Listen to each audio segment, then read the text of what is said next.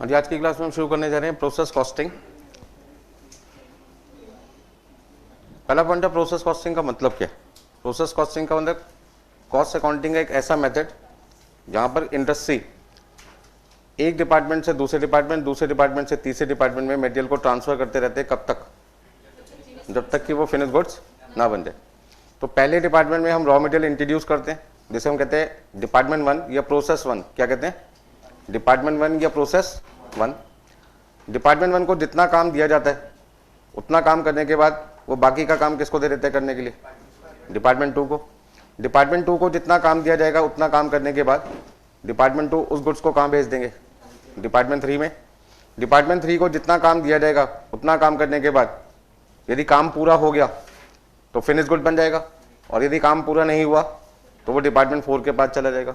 कब तक एक डिपार्टमेंट से दूसरे डिपार्टमेंट पे वर्क शिफ्ट होता रहेगा, ट्रांसफर होता रहेगा? जब तक कि 100% काम पूरा नहीं हो जाएगा। तो प्रोसेस कॉस्टिंग एक ऐसी टेक्निक है कॉस्टिंग की जहां पर कोई भी काम एक डिपार्टमेंट में 100% नहीं होता। ऐसा क्यों? क्या एक डिपार्टमेंट में 100% सारा काम हो नहीं सकता? क्या हो सकता है, फिर भी हम ऐसा क्यों कर रहे हैं कि काम को बांट रहे हैं अलग अलग बंदों में? हाँ जी, एफिशिएंसी क्या होगी? इंप्रूव हो जाएगी। क्योंकि यदि एक वर्कर से हम सारा काम करवाएंगे तो सारा काम करने में हो सकता है वो वर्कर उतना एफिशिएंट ना हो। मान लीजिए आपको ग्रुप 1 में 4 सब्जेक्ट पढ़ाने और एक ही टीचर आपको चारों सब्जेक्ट पढ़ाए, फिर आप ग्रुप 2 में आ गए, चारों पेपर फिर ग्रुप 2 में वही टीचर पढ़ाए आपको, तो आपको क्या लगता है यार कोई तो सब्जेक्ट सर बढ़िया पढ़ा रहे हैं, कोई सब्जेक्ट हो सकता है उतना बढ़िया ना पढ़े। ऐसा क्यों हुआ? ऐसा क्यों पढ़े? क्योंकि हो सकता है उस टीचर का इंटरेस्ट किसी एक सब्जेक्ट में ज्यादा हो, दूसरे सब्जेक्ट में उतना इंटरेस्ट ना हो या कम हो। तो यदि हम इंटरेस्ट के हिसाब से वर्कर को काम दें तो जो काम में आपका इंटरेस्ट होगा वो काम करने में आपको बोरियत भी नहीं होगी, बोर भी नहीं होंगे, मन भी इधर उधर नहीं भटकेगा, सारा काम पे फोकस रहेगा हमेशा। इससे क्या होगा? वर्कर के काम के हिसाब से जो उसकी रिक्वायरमेंट है, जो उसकी स्किल है, नॉलेज के हिसाब से यदि उसको काम दिया जाए तो वो काम पहले से क्या करेगा? जल्दी करेगा। दूसरा, वेस्टेज क्या करेगा? कम करेगा। जल्दी करेगा, वेस्टेज कम करेगा, तो कहीं ना कहीं मेरी प्रोडक्शन क्या होगी? बढ़ेगी भी, और साथ में पर यूनिट कॉस्ट क्या हो जाएगी? कम हो जाएगी। एफिशिएंसी बढ़ेगी, प्रोडक्शन कैपेसिटी क्या होगी? इंक्रीज। प्रोडक्शन कैपेसिटी का मतलब जहां मेरी प्रोडक्शन मान लो एक महीने में 1000 यूनिट होती थी, हो सकता है 1000 से बढ़कर 1025 यूनिट हो जाए, 1050 यूनिट हो जाए, 1100 यूनिट हो जाए। कॉस्ट सेम लग रही है, प्रोडक्शन क्या हो गई? ज्यादा। फायदा नुकसान है? कैसे फायदा? कैसे? क्योंकि जहां मैं 10,000 रुपये खर्च करके 1000 यूनिट बना रहा था, उसी 10,000 रुपये में अब मेरी 1100 यूनिट बन रही है। तो पहले भी पैसे 10,000 रुपये जा रहे थे, अब भी पैसे कितने जा रहे हैं? 10,000। बट पहले 1000 यूनिट के लिए 10,000 रुपये दे रहा था, अब 1100 यूनिट के लिए 10,000 रुपये दूंगा, तो पर यूनिट कॉस्ट क्या हो जाएगी? कम हो जाएगी ना। बढ़ेगी कम होगी? कैसे कम होगी? 10,000 डिवाइड बाई 1000 10 रुपये, और 10,000 डिवाइड बाई 1100 करके देखो कितना आता है। 10,000 को यदि आपने 1100 से डिवाइड किया तो 9.09 आएगा। तो कहाँ एक यूनिट आपकी 10 रुपये में बन रही थी, अब कितने की बनेगी? 9.09, 9 रुपये 9 पैसे। तो पर यूनिट कॉस्ट कहीं ना कहीं क्या होती जा रही है आपकी? कम होगी। वजह? कॉस्ट पर यूनिट कम क्यों हो गई? हाँ, प्रोडक्शन बढ़ गई। क्यों प्रोडक्शन बढ़ गई? काम बांट दिया। काम बांटने का मतलब? नहीं, काम तो बांट दिया। काम बांटते कैसे हैं? कोई काम मान लो पूरा काम शुरू से लेके आखिर तक 10 घंटे में होता है, तो हमने कहा 3 घंटे का काम तुम्हें करना है, 4 घंटे का काम तुम्हें करना है, 2 घंटे का काम तुम्हें करना है। अब हमें सीक्वेंस फिक्स करनी पड़ेगी कि पहले 3 घंटे का काम कौन से डिपार्टमेंट में होगा? डिपार्टमेंट 1 में होगा। तो डिपार्टमेंट 1 में जो पहले 3 घंटे में काम होगा, उस काम को करने के लिए किस वर्कर की रिक्वायरमेंट होगी? उस वर्कर को वहां पे भेज दिया जाएगा। 4 घंटे वाला काम डिपार्टमेंट 2 में करवाना है, उस 4 घंटे का काम को पूरा करने के लिए हमें जिस वर्कर की रिक्वायरमेंट होगी उसे कहां भेजेंगे? डिपार्टमेंट 2 में। बचे हुए 2 घंटे का काम हमें डिपार्टमेंट 3 में करवाना है, तो 2 घंटे वाला काम पूरा करने के लिए जिस वर्कर की रिक्वायरमेंट है उस वर्कर को कहां भेजा जाएगा? डिपार्टमेंट 3 में। इसका मतलब 1 को 2 में नहीं भेजेंगे, 2 को 3 में नहीं भेजना, 3 वाले को 1 में नहीं भेजना। शफल नहीं करना। शफल करेंगे तो क्या होगा? जिस काम को वर्कर 1 बहुत अच्छी तरीके से कर रहा था डिपार्टमेंट 1 में, यदि मैं उसको 3 में भेज दूंगा, दिक्कत क्या आएगी? 3 वाला काम उसको आता ही नहीं होगा। आता होगा तो उतनी एफिशिएंसी से नहीं कर पाएगा, वेस्टेज क्या करेगा, ज़्यादा कर देगा। बस समझ में आ रही है? तो प्रोसेस कॉस्टिंग मेनली अप्लाई करने की वजह क्या होती है, हम अपने कस्टमर को मैक्सिमम सेटिस्फेक्शन दे सकें। कैसे? कस्टमर की सेटिस्फेक्शन कहाँ होती है, क्वालिटी इंप्रूव हो और सामान क्या मिले, सस्ता मिले। मैं आपको पहले से ज़्यादा बेटर क्वालिटी का प्रोडक्ट बेचूं और जितने पहले पैसे लिए थे उससे भी पैसे क्या कर दूं, कम। मान लो ये कैलकुलेटर आपने खरीदा 100 रुपये में, अब मैं इसमें 3 फीचर बढ़ा दिए, पैसे कितने होने चाहिए थे, 100 से ज़्यादा होने चाहिए थे, और मैं पैसे आपसे ले रहा हूँ 90 रुपये और 3 फीचर क्या दे रहा हूँ, ज़्यादा। कैसा लगेगा आपको, मन में शांति आ जाएगी, खुशी के मारे फुली नहीं समाओगे। या 3 फंक्शन ज़्यादा भी दे रहे कैलकुलेटर में और साथ में 10 रुपये रेट भी क्या कर दिया। तो ऐसा कैसे हो सकता है मेरे साथ, फंक्शन के बढ़ाने पे तो प्राइस क्या होनी चाहिए, बढ़नी चाहिए, और मैं प्राइस क्या कर रहा हूँ, घटा रहा हूँ। क्यों? क्योंकि पहले मेरे यहाँ जो काम हो रहा था वो सारा का सारा एक ही डिपार्टमेंट में हो रहा था। अब मैंने क्या किया, 2 डिपार्टमेंट बना दिया, डिपार्टमेंट 1 डिपार्टमेंट 2, जिसका नाम रख दिया प्रोसेस 1 प्रोसेस। काम को बांट दिया मैंने। काम को बांटने से क्या हुआ, वेस्टेज कम हो गई मटेरियल की, तो मटेरियल कम लगने लगा, वर्कर कम समय में प्रोडक्शन करने लगा तो लेबर कॉस्ट कम हो गई, इलेक्ट्रिसिटी का बिल कम आने लगा मशीन का। जब मशीन कम देर के लिए यूज होगी, जल्दी काम होगा, तो इलेक्ट्रिसिटी का बिल भी क्या आएगा, कम। ओवरहेड कॉस्ट भी क्या हो गई। तो जब सारे खर्चे कम होने लगे तो मेरी कॉस्ट पर यूनिट क्या हो गई, कम हो गई। और एक्स्ट्रा फंक्शन डालने के बाद भी मुझे 10 रुपये क्या हो रहा है, कम खर्चा आ रहा है। जब खर्चा कम आ रहा है तो मैं कस्टमर से पैसे भी क्या लूंगा, कम लूंगा। ठीक है ना? तो process costing is a method of costing used in industry where the material has to pass through 2 or more processes for being converted into final product. मतलब फाइनल प्रोडक्ट को बनाने में जब भी हम मटेरियल को 2 या 2 से ज्यादा प्रोसेसेस से होकर पूरा करते हैं, ऐसे कॉस्टिंग मेथड को क्या कहते हैं, process costing. It is defined as method of cost accounting whereby cost are charge to processes over unit produce. यहां पर पहले डिपार्टमेंट में ध्यान रखना, प्रोसेस कॉस्टिंग में एक फायदा और है, पहले डिपार्टमेंट का इनपुट रॉ मटेरियल माना जाएगा, उससे हम क्या बनाएंगे, जो पहले डिपार्टमेंट को काम दिया होगा वो काम पूरा करने के बाद वो पहले डिपार्टमेंट का क्या बन जाएगा, आउटपुट।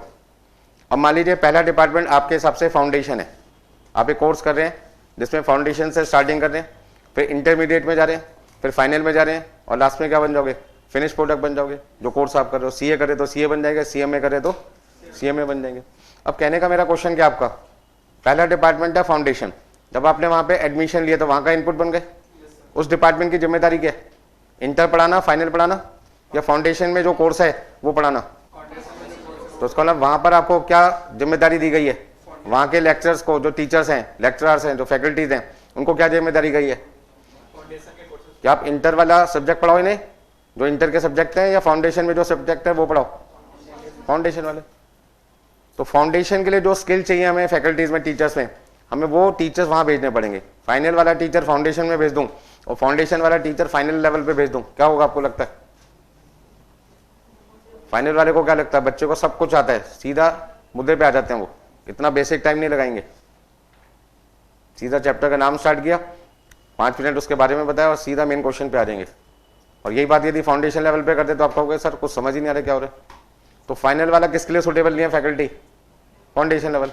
और फाउंडेशन वाला किसके लिए सुटेबल नहीं है, फाइनल। वो हल्के हल्के चीजें बताते रहेंगे फाउंडेशन वाले, फाइनल में आएगा main subject, main core questions, वो उनको आते ही नहीं होंगे क्योंकि उन्होंने पढ़े नहीं उस लेवल का। और जब तक वो पढ़ेंगे नहीं तब तक अपनी नॉलेज क्या होगी, अपग्रेड नहीं होगी।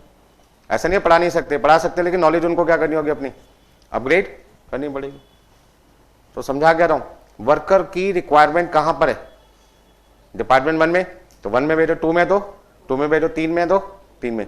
कैसे भेजेंगे, काम की रिक्वायरमेंट के हिसाब से। जैसे मैंने अभी बोला, फाउंडेशन की फैकल्टी को कहां भेजना है, डिपार्टमेंट 1 में, फाइनल की फैकल्टी को कहां भेजना है, डिपार्टमेंट 3 में, और इंटर वाली फैकल्टी को कहां भेजना है, डिपार्टमेंट 2 में, क्योंकि लेवल क्या है, फाउंडेशन से इंटर, इंटर से फाइनल।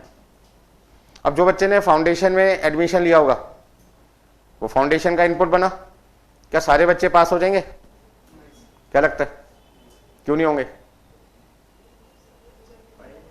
हाँ जी, बहुत सारे बच्चे ऐसे होंगे जिन्होंने एडमिशन तो ले लिया लेकिन वो कंफ्यूज है कि यार ये कोर्स मुझे करना है नहीं करना। पेरेंट्स की जबरदस्ती की वजह से बच्चे का एडमिशन तो करा दिया पेरेंट्स ने, बट पढ़ना पेरेंट्स ने थोड़ी है, किसको है, बच्चों का। बच्चा कहते हैं ये मैं कोर्स ही नहीं करना चाहता था, आपने एडमिशन तो करा दिया, पैसे खराब कर दिए, मैं तो पढ़ता नहीं, अब पेपर तो मैं नहीं देने आया, देखता हूँ कौन जीतता है। आप या मैं। इस चक्कर में 10% बच्चा अपनी जिद पे आ गया, मुझे करना ही नहीं। ऐसा नहीं वो नालायक था, इंटरेस्ट नहीं है उसका। वो कहता मुझे तो म्यूजिक में जाना है, फोटोग्राफी में जाना है, मुझे अकाउंटिंग लाइन में जाना ही नहीं है। तो इंटरेस्ट नहीं है ना उसका। 10% बच्चे क्या हो गए, कम। तो यदि 10,000 बच्चों ने एडमिशन लिया फाउंडेशन में और 10% बच्चों ने क्लियर नहीं कर पाए, तो आउटपुट कितना फाउंडेशन का आएगा? 9,000 आएगा। 10,000 का 10%, 1,000 माइनस किया, कितना आएगा? 9,000। तो 9,000 पहले डिपार्टमेंट का आउटपुट है, फाउंडेशन का आउटपुट हो गया ना। इंटरमीडिएट का क्या बन जाएगा? इनपुट। फाउंडेशन पार करने के बाद, पास करने के बाद आपका एडमिशन कहाँ पे होगा? इंटरमीडिएट में होगा। जैसे आप इंटरमीडिएट में एडमिशन लेंगे, रजिस्ट्रेशन कराएंगे, आप इंटर का क्या बन जाओगे? इनपुट बन जाओगे। क्या इनपुट में भी सारे पास होंगे? चलो वहां तो हमने कहा इंटरेस्ट नहीं है, बच्चे ने मेहनत नहीं की इसलिए। यहाँ तो इंटरेस्ट था तभी तो इंटर लेवल पे है, फिर क्यों नहीं पूरे बच्चे पास हो पाते? यहाँ का जो लेवल है उस लेवल के लिए उतनी मेहनत करनी पड़ेगी। आप सोचिए यार, फाउंडेशन में मैंने तो 2 दिन पहले बुक खोल के देखी, पास हो गया। यहाँ मैं 4 दिन पहले खोल के देख लेता हूँ बुक, ठीक है ना।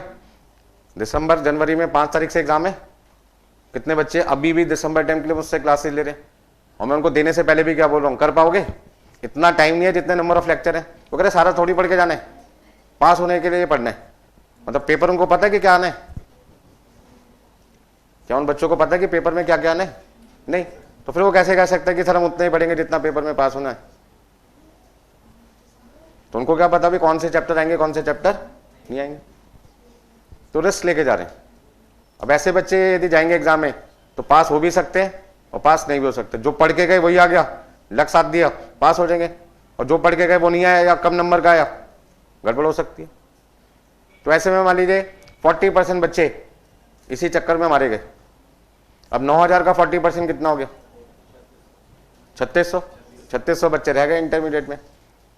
तो 9,000 का 60% बच्चा पास हुआ, 5,400 कहाँ जाएगा? इंटर से फाइनल।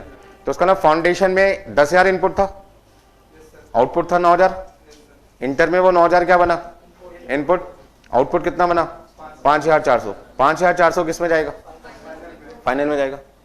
फाइनल में आते ही अब तो बच्चे का पूरा पूरा इंटरेस्ट है। अब तो ये कह नहीं सकता बच्चा पढ़ने नहीं चाहता, अब तो मान रहे हैं वो पढ़ने के लिए बना था। फिर वो पूरा क्यों नहीं पास हो पाता? चलो सिलेबस ज्यादा हो गया। यदि सच बताएं तो फाइनल का syllabus as compare to inter क्या होता है? कम होता है। फिर क्यों नहीं बच्चा पास हो पाता? सबसे पहली बात क्या है, कमाना चालू कर देता बच्चा, ट्रेनिंग करता है, पैसे आने लग जाते हैं, किसी की सुनता नहीं वो, फिर पैरों पे खड़ा हो गया ना बंदा। तो वो सबसे पहले तो कहता है कि यार मैं, मान लो उसका अटेम्प्ट आता है जून, वो कहता है जून तो देना ही नहीं, बोथ ग्रुप दूंगा एक साथ। जून से दिसंबर पे चलाते हैं। दिसंबर आते आते उसको लगता है यार एक ग्रुप की भी तैयारी हो नहीं पाई, 2 ग्रुप कैसे दूंगा, अगले जून पे चला जाता है। वो 2-3 अटेम्प्ट क्या हो जाते हैं उसके चेंज। इतने में उसकी सैलरी थोड़ी सी बढ़ जाती है, 7,000 से 10,000, 10 से 15। अब उसको लगता है मैं तो बहुत पैसा कमा रहा हूँ, इंटर पास के बाद भी मुझे 15-20,000, 25,000 मिल रहे हैं, तो आराम से कर लूंगा। वो आराम के चक्कर में क्या होता है, पेपर ही नहीं दे रहा, पास कैसे होगा? फाइनल के अंदर बच्चा फेल कम होता है। दिक्कत कहाँ आती है? पेपर ही नहीं देता। एग्जामिनेशन फॉर्म तो भर देता है, पेपर ही नहीं देने जाता ज़्यादातर बच्चा। 70% बच्चा बाहर हो गया, ठीक है जी। जब पेपर होते हैं और मैं बच्चों के फटाफट से फोन करके पूछता हूँ किस किस बच्चे का पेपर कैसा हुआ, सर हमने तो दिया ही नहीं, हमने तो दिया ही नहीं। ये ज्यादा आवाज किसकी आती है? फाइनल वालों की, ठीक है ना। यदि 100 बच्चों को हमने कॉल किया तो कम से कम 60-65 बच्चे ऐसे होते हैं जब हमने तो पेपर ही नहीं दिया, अगला अटेम्प्ट है हमारा। इसका मतलब वो 70% गए ना बच्चे, उस अटेम्प्ट में रिजल्ट ही नहीं आएगा। तो जो 5,400 बच्चे इंटर से फाइनल में आए थे, उन 5,400 का 70% हटा दो, 1,620 हो गया। 30% ही तो आया 5,400 का। 10,000 बच्चों में बने कितने? 1,620। अब रिजल्ट क्या दिखता है? 1,620 बच्चे पास हुए, कितने में से? 10,000।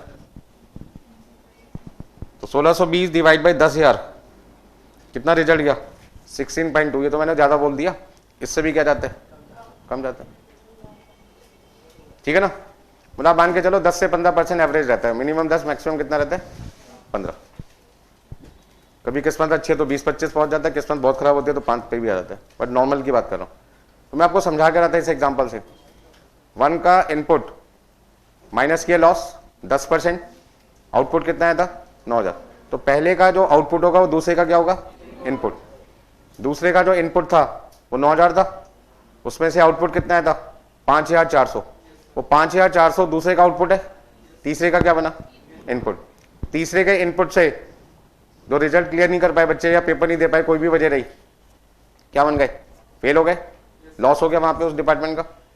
तो 1620 बच्चे क्या बने सीएमए बने, आउटपुट आ गया। तो हर डिपार्टमेंट में लॉस क्या होता है, किसी में ज्यादा होता है किसी में कम होता है। अच्छा छोटे बच्चे जब आप थे, छोटी क्लासेस में थे, वहां पे लॉस कितना होता था फर्स्ट क्लास से जब सेकंड में जाते थे, सुनने में ही नहीं आता था, सारे दोस्त मिल जाते थे अगली क्लास में। नर्सरी से केजी, केजी से फर्स्ट, फर्स्ट से सेकंड, सेकंड से थर्ड। सरकार के नियम क्या था, किसी बच्चे को फेल मत करो। और भी अच्छा सिस्टम बना दिया उन्होंने। क्या सिस्टम बनाया उन्होंने, कहा सेक्शन को डिवाइड कर दो, 70% वालों को ए सेक्शन में डाल दो, 70 से 50 वालों को बी में डाल दो, उससे नीचे वालों को सी में डाल दो। पेपर भी उसी लेवल का बनाओ, सी वाले का सबसे आसान, ठीक है ना। 10 क्वेश्चन आने, 6 क्लास में करवा दो, यही आने, और लगातार 5 दिन पढ़ाओ इनको, पास हो जाएगा बच्चा। उस लेवल के हिसाब से क्लास चलती है। कई स्कूल ऐसे हैं दिल्ली के अंदर जो करते हैं, नाम लूंगा तो रिकॉर्ड हो जाएगा, गड़बड़ हो जाएगी, ठीक है ना। तो कहने का मतलब क्या, वहां पे क्या होता था, कोई बच्चा फेल ही नहीं होता था, क्योंकि वहां पे गवर्नमेंट के रूल्स क्या थे, किसी बच्चे को फेल मत करो। तो गवर्नमेंट इंस्टीट्यूट ही तो, हमारा इंस्टीट्यूट भी, फिर यहाँ पे रूल ऐसे क्यों नहीं है, सरकार भेदभाव क्यों कर रही है, बताओ भाई। अब यहाँ पे बन रहे प्रोफेशनल, कंपनी को संभालना है, ऑडिट करना है, लापरवाह लोगों के हाथों में नहीं छोड़ सकते ना, ठीक है ना, ये चक्कर है।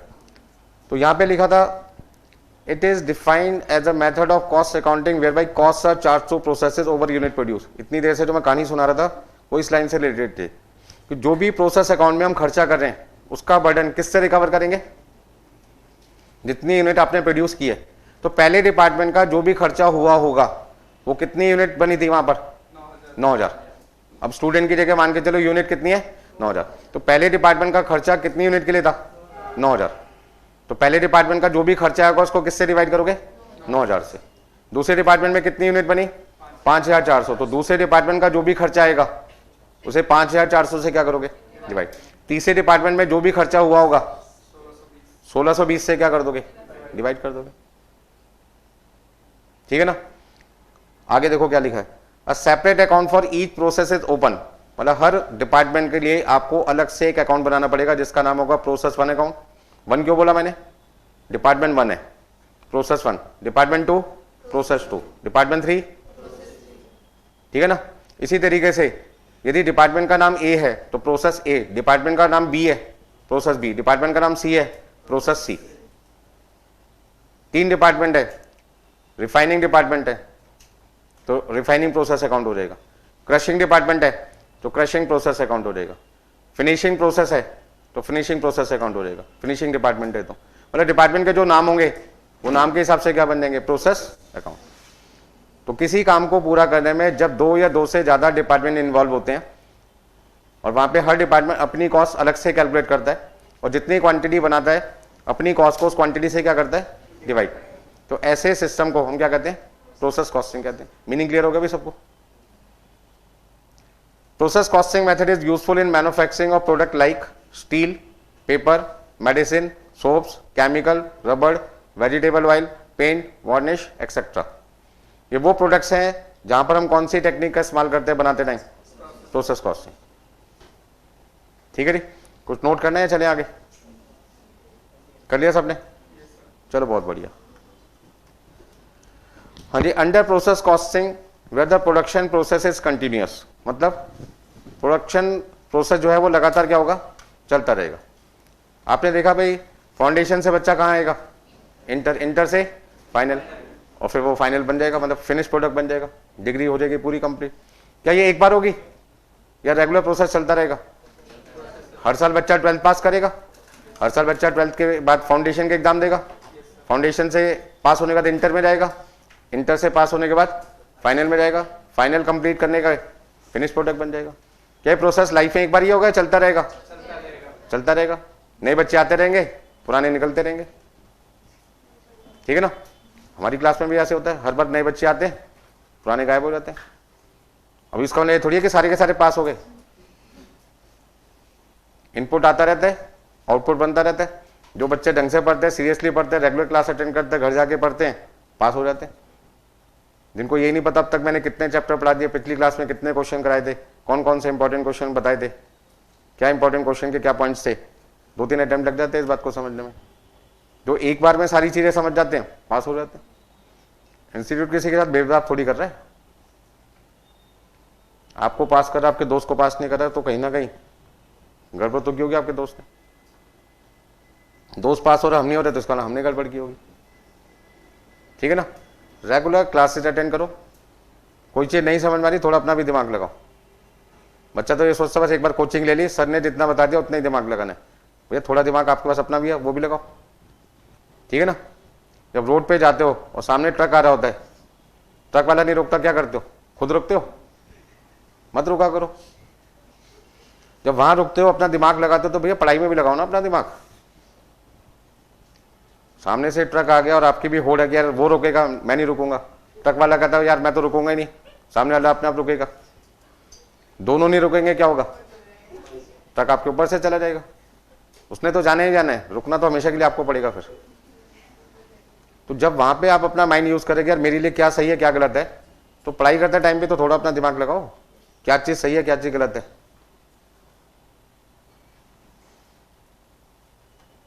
ठीक है ना। और सारी क्लासेस को ना ध्यान से सीक्वेंस के हिसाब से देखा करें। कई बच्चे कहते हैं फर्स्ट क्लास डाउनलोड किए सीधा 5th क्लास पे आ गए। अरे बीच की जो 3 क्लास है उसमें भी तुमने कुछ पढ़ाया होगा, उसको भी देखो। तो चलिए देखो यहाँ पे क्या लिखा हुआ, जो मैं बात अभी आपको समझा रहा था एग्जाम्पल में, उस एग्जाम्पल से मैं आपकी हकीकत भी बता रहा था आपकी लाइफ की कैसे होता है। Under process costing where the production process is continuous and the output of one process become the input of following process till completion. मतलब पहले प्रोसेस का आउटपुट दूसरे का क्या बन जाएगा? इनपुट। दूसरे का आउटपुट तीसरे का इनपुट, तीसरे का आउटपुट चौथे का इनपुट, चौथे में काम पूरा हो गया तो अब वो फिनिश प्रोडक्ट बन गया। अब आगे फर्दर काम नहीं होगा। कोई दिक्कत इसमें?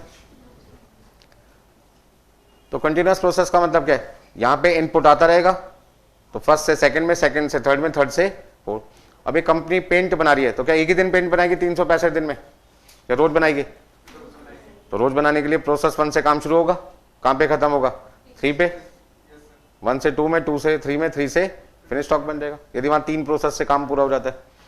मिनिमम कितने प्रोसेसेस होने चाहिए? मिनिमम 2 और मैक्सिमम कोई लिमिट नहीं, कोई लिमिट नहीं है। जितना फाइन प्रोडक्ट बनाओगे, जितना बेस्ट क्वालिटी का प्रोडक्ट बनाओगे, उतने नंबर ऑफ प्रोसेसेस क्या होते जाएंगे? ज्यादा होते जाएंगे, ठीक है ना। ये डिपेंड करता है कस्टमर की रिक्वायरमेंट क्या है। कस्टमर कहता है यार गड़बड़ भी चल जाएगी, कोई दिक्कत नहीं है, तो कम प्रोसेस से जाना पड़ेगा। आप चाहते हो कि कोई दिक्कत ना निकले, कस्टमर के पास जाके कोई डिफेक्ट ना निकले, नंबर ऑफ प्रोसेसेस क्या हो जाएंगे?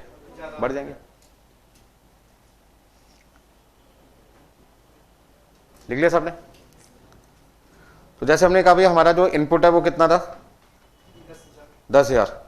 इसमें से 10% नुकसान हो गया, हमारे पास कितना आ गया? 9,000। फिर अगले प्रोसेस में 9,000 हमारे पास क्या हो जाएगा? इनपुट। और इसमें से हमारे पास लॉस कितना हो गया था? 40%। तो हमारे पास आउटपुट कितना है? 5400। ये 5400 हमारे लिए क्या है? इनपुट है। और इसमें से हमने 70% माइनस कर दिया, तो हमारे पास कितना आ जाएगा? 1620। ये 1620 आपके लिए क्या बन जाएगा? Finish goods. पॉइंट है कि पहले प्रोसेस का इनपुट कितना है और ये आउटपुट है किसका? पहले प्रोसेस का।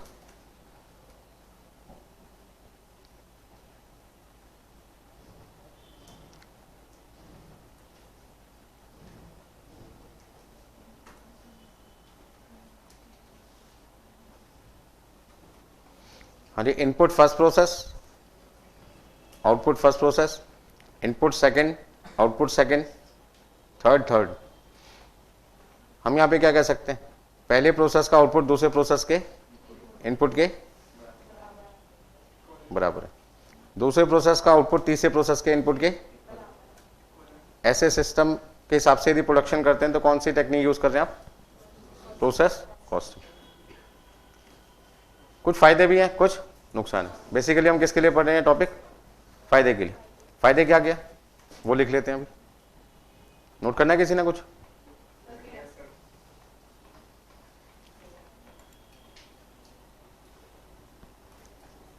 चैप्टर बहुत सिंपल है, कोई भी बच्चा कोई क्लास मिस मत करना अब, ठीक है ना। हर क्लास का एक दूसरे से क्या होगा? लिंक होगा, कनेक्शन होगा। रिपीट करना है इसमें कुछ?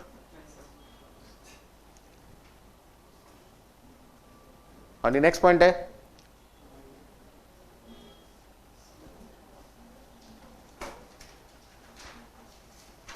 जो प्रोसेस कॉस्टिंग है, उससे हमें क्या क्या बेनिफिट्स मिल रहे हैं।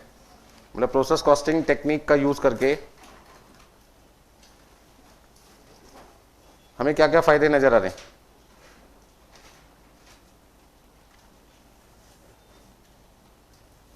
बताओ भाई। यदि आपसे कोई पूछे आपको अपनी फैक्ट्री कॉस्ट पर यूनिट को रिड्यूस करना है, फैक्ट्री कॉस्ट पर यूनिट को रिड्यूस करना है, तो आप कौन सी टेक्निक का इस्तेमाल करेंगे? Overhead costing, material costing, labour costing या प्रोसेस कॉस्टिंग? तो आपका आंसर क्या होगा? Process costing. प्रोसेस कॉस्टिंग एक ऐसी टेक्निक है जहां पर हम अपनी फैक्ट्री कॉस्ट पर यूनिट क्या कर सकते हैं? कम कर सकते हैं। कैसे कम कर सकते हैं? एग्जाम्पल आपको अभी समझाऊंगा थोड़ी देर में। नेक्स्ट आपके पास है वेस्टेज ऑफ रॉ मटेरियल। आपकी यहां पर क्या होगी? कैसे कैसे कम होगी? क्योंकि सारा काम हम किसी एक वर्कर से ना करवा के हम टोटल काम को, टोटल वर्क को 3-4 डिपार्टमेंट में या 2 डिपार्टमेंट में या 5 डिपार्टमेंट में क्या करते हैं? वर्कर की स्किल के हिसाब से बांट देते हैं। सपोज करते हैं कार बनानी है आपको, आपको क्या लगता है एक इंजीनियर 100% कार खुद बना पाएगा? बना सकता है, क्योंकि मैंने उसको सारी चीजों की नॉलेज दे दी। कार कैसे शुरू करते हैं, कैसे बना के खत्म करते हैं, उसकी मैंने उसको वीडियो भी दिखा दी, फैक्ट्री के अंदर उसको लाइव एग्जांपल भी दे दिया, 10 दिन की ट्रेनिंग भी दे दी। अब 11वें दिन यदि मैं उससे कार बनवाऊंगा, वो कहता है मैं कार तो बना दूंगा, लेकिन उस कार को बनाने में जहां पहले 12 घंटे लगते थे पूरी कार को बनने में, पता लगा उसने 6 दिन लगा दी। ऐसा क्यों हुआ?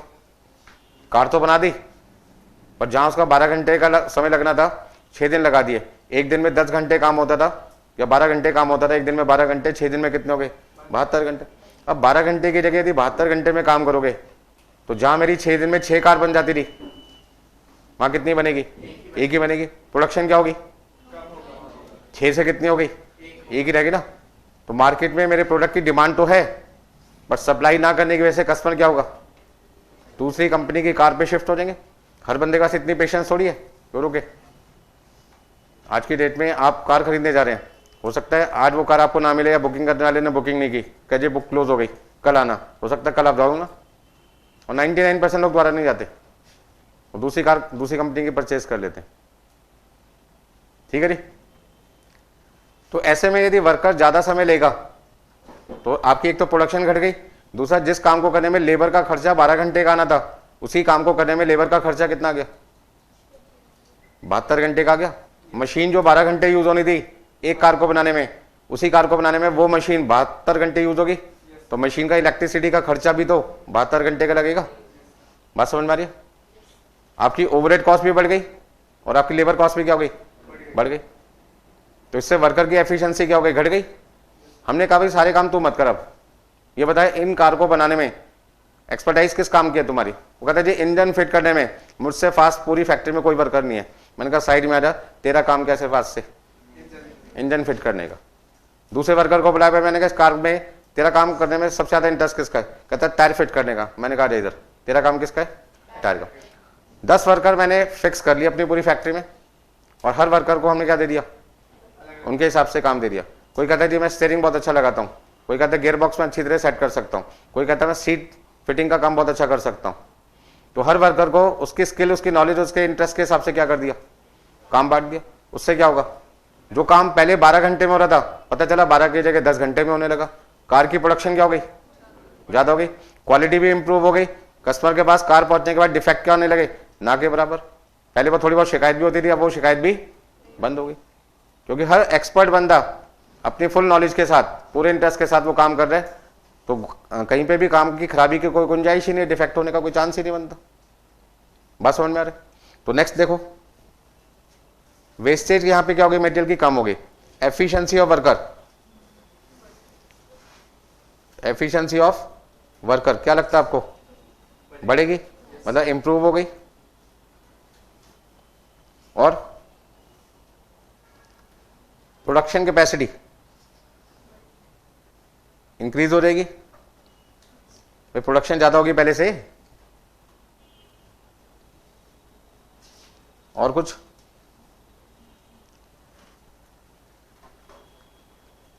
क्वालिटी ऑफ प्रोडक्ट आपको क्या लगता है, बढ़ेगी घटेगी, इंप्रूव हो जाएगी। फायदे फायदे हैं, ठीक है ना।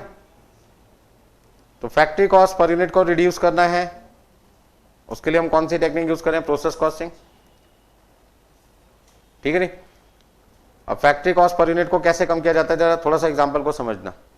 मान लो हमारी फैक्ट्री कॉस्ट का खर्चा, फैक्ट्री कॉस्ट जिसके अंदर क्या क्या कॉस्ट आती है, direct material, direct labour, direct expenses और फैक्ट्री एक्सपेंसेस, यही आते हैं ना।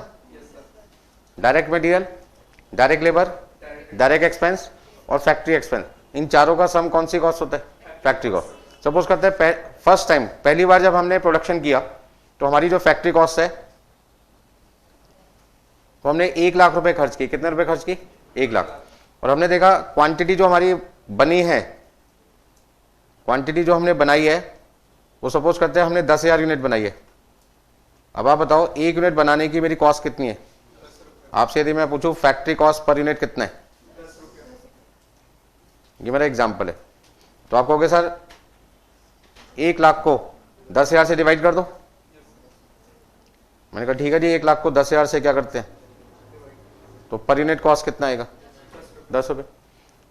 अब हमारी फैक्ट्री के अंदर प्रोसेस कॉस्टिंग अप्लाई हो गई और नेक्स्ट टाइम हमने देखा खर्चा तो उतने का उतना ही रहा जो हम करते रहे, उतने रुपए का मटेरियल आया, उतने रुपए वर्कर को दिए, उतने फैक्ट्री का खर्चा हुआ।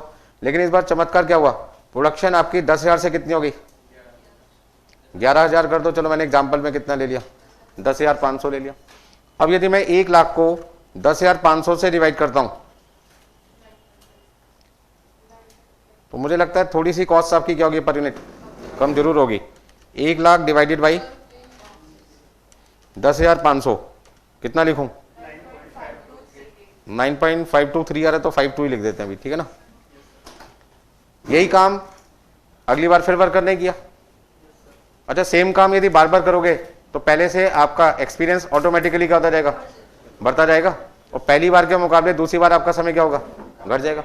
आज एक ही क्वेश्चन पहली बार करो 30 मिनट में करते हो, मान लो सेम क्वेश्चन द्वारा करोगे, लगता है आपको 30 मिनट लगेंगे, 28 मिनट 27 मिनट में क्या होगा, पूरा हो जाएगा। तीसरी बार सेम क्वेश्चन करवा दिया मैंने आपसे, 22 से 23 मिनट पे आ जाओगे। चौथी बार करा दिया 20 मिनट पे आ जाओगे। एक ऐसा टाइम आ जाएगा कि आप इतनी बार प्रैक्टिस कर चुके हो कि 15 मिनट फिक्स हो गया, उससे कम लगना ही नहीं, वो लास्ट है। मिनिमम टाइम कुछ तो लगेगा ना, दैट इज 15 मिनट।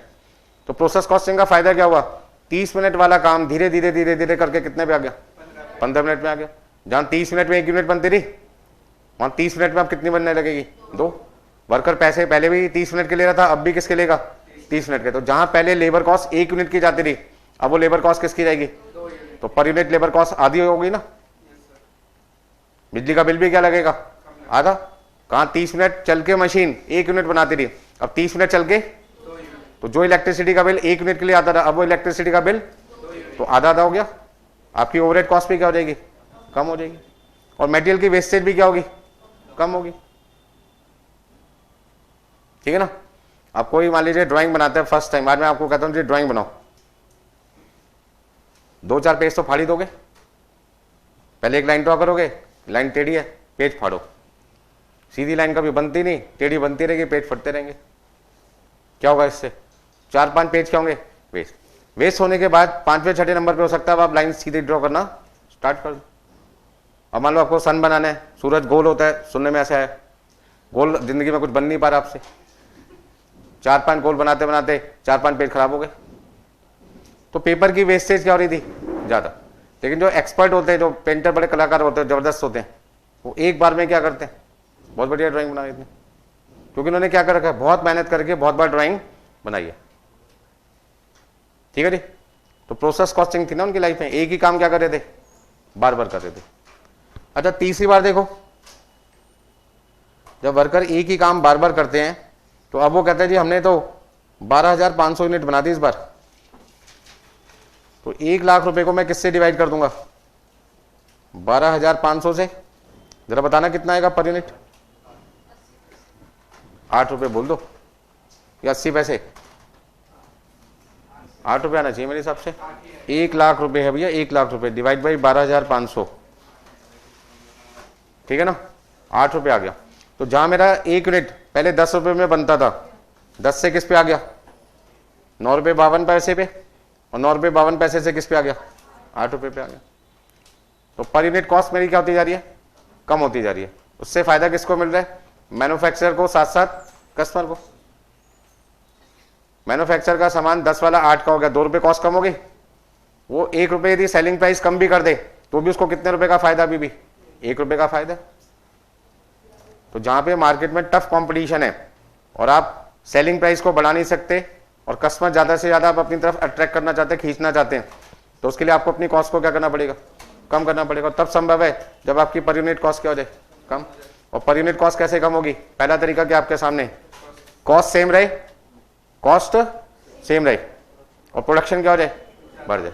ये पहला तरीका है जिससे कॉस्ट पर यूनिट कम होगी। दूसरा तरीका क्या है कॉस्ट पर यूनिट को कम करने का? क्वांटिटी सेम रहे लेकिन अमाउंट क्या हो जाए? घट जाए। ये भी तो तरीका है कॉस्ट पर यूनिट को कम करने का। एक एग्जांपल तो मैंने आपको ये दे दिया ना, मेथड 1, जिसमें कॉस्ट सेम है, क्वांटिटी क्या हो रही है? बढ़ रही है। तो मेथड 1 में क्या देखा? कॉस्ट आपकी कांस्टेंट है, सेम है, और क्वांटिटी आपकी क्या हो गई? इंक्रीज हो गई। तो आपकी पर यूनिट कॉस्ट क्या हो गई? घट गई। एग्जाम्पल 2 क्या कह सकते हैं? एग्जाम्पल 2 में आप कहते हैं जी कॉस्ट आपकी रिड्यूस हो रही है और क्वांटिटी आपकी क्या है? कांस्टेंट है, सेम है, तो भी आपकी पर यूनिट कॉस्ट क्या हो जाएगी? कॉस्ट पर यूनिट कम हो जाएगी। एग्जाम्पल देख लेते हैं। हाँ जी, कॉस्ट पहली बार कितनी लगी आपकी? 1 लाख रुपए। अगली बार वर्कर ने मटेरियल की वेस्टेज कम कर दी तो हमने मटेरियल भी क्या कर लिया? कम खरीद लिया। तो वो मटेरियल जो हमने पहले, वो खर्चा जो हम पहले 1 लाख रुपए करते रहे, अब कितना कर रहे हैं? 95,000। और वेस्टेज कम कर दी, हमने मटेरियल 92,000 का खरीद लिया। वो पहले भी 1000 यूनिट बनाते रहे, मान लो 10,000 बनाते रहे, अब भी कितना बना रहे हैं? 10,000। अब भी कितना बना रहे हैं? तो ये आपकी कॉस्ट थी, ये आपकी क्वांटिटी है। कॉस्ट पर यूनिट देखो कितना आता है? पहली केस में 10 है, 9 रुपये 50 पैसे। अब भी तो आपकी कॉस्ट पर यूनिट क्या होती जा रही है? कम होती जा रही है। तो कॉस्ट पर यूनिट कम करने के कितने तरीके हो गए? तो क्वांटिटी सेम रखो, क्वांटिटी सेम रखो, बट आप अपनी कॉस्ट क्या करते जाओ? कम करते जाओ। दूसरा तरीका क्या है? कॉस्ट सेम है बट आपकी प्रोडक्शन क्या होती जा रही है? सेम कॉस्ट में क्वांटिटी ज्यादा बन रही है, तो भी पर यूनिट कॉस्ट क्या हो जाएगी? कम हो जाएगी। तो प्रोसेस कॉस्टिंग दोनों पे एप्लीकेबल है, दोनों तरीकों पे।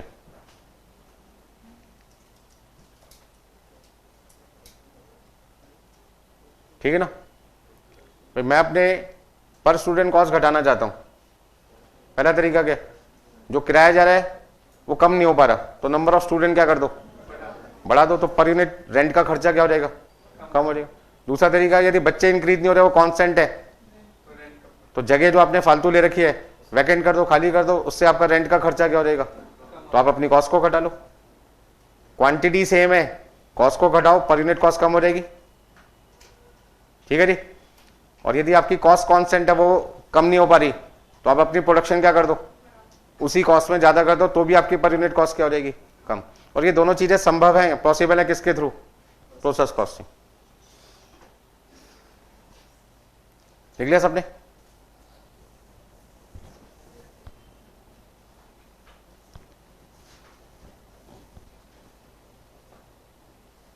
देखिए भाई, हर मैन्युफैक्चरिंग बिजनेस, कोई भी बिजनेस यदि रॉ मटेरियल को फिनिश गुड्स में कन्वर्ट करता है तो ऐसे बिजनेस को हम क्या कहते हैं? Manufacturing business. तो मैन्युफैक्चरिंग बिजनेस में रॉ मटेरियल को हम क्या करते हैं? Convert into finish goods. मतलब रॉ मटेरियल से हम किस पे जाएंगे? फिनिश गुड्स पे, ठीक है ना। अब जब रॉ मटेरियल को फिनिश गुड में कन्वर्ट करेंगे तो कुछ ना कुछ खर्चा भी होगा। तो क्या खर्चा होगा? खर्चे में सबसे पहले हमें क्या लगाना है? डायरेक्ट मटेरियल, जिसको आप कह सकते हैं रॉ मटेरियल। दूसरा आपके पास है direct wages, direct labour, employ cost. कोई भी नाम क्वेश्चन में लिखा हो सकता है। क्या क्या लिखा हो सकता है? क्या लिखा हो सकता है?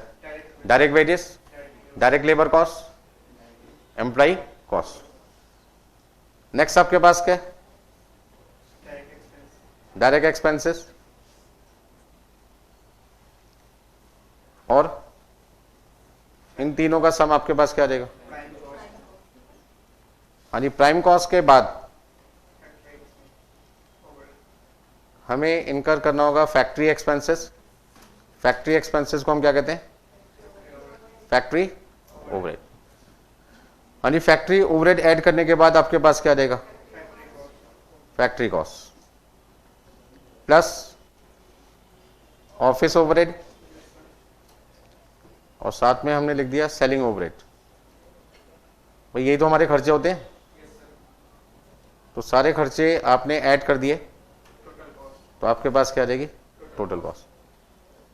हर मैन्युफैक्चरर अपनी टोटल कॉस्ट को क्या करना चाहता है? अमाउंट में भी कम करना चाहता है और पर यूनिट में भी कम करना चाहता है। मेन मकसद होता है पर यूनिट को कम करना। हर मैन्युफैक्चरर का, हर मैन्युफैक्चरिंग बिजनेस का एक ही सपना होता है। क्या सपना होता है? हाँ जी, प्रॉफिट को मैक्सिमाइज करना, प्रॉफिट को बढ़ाना।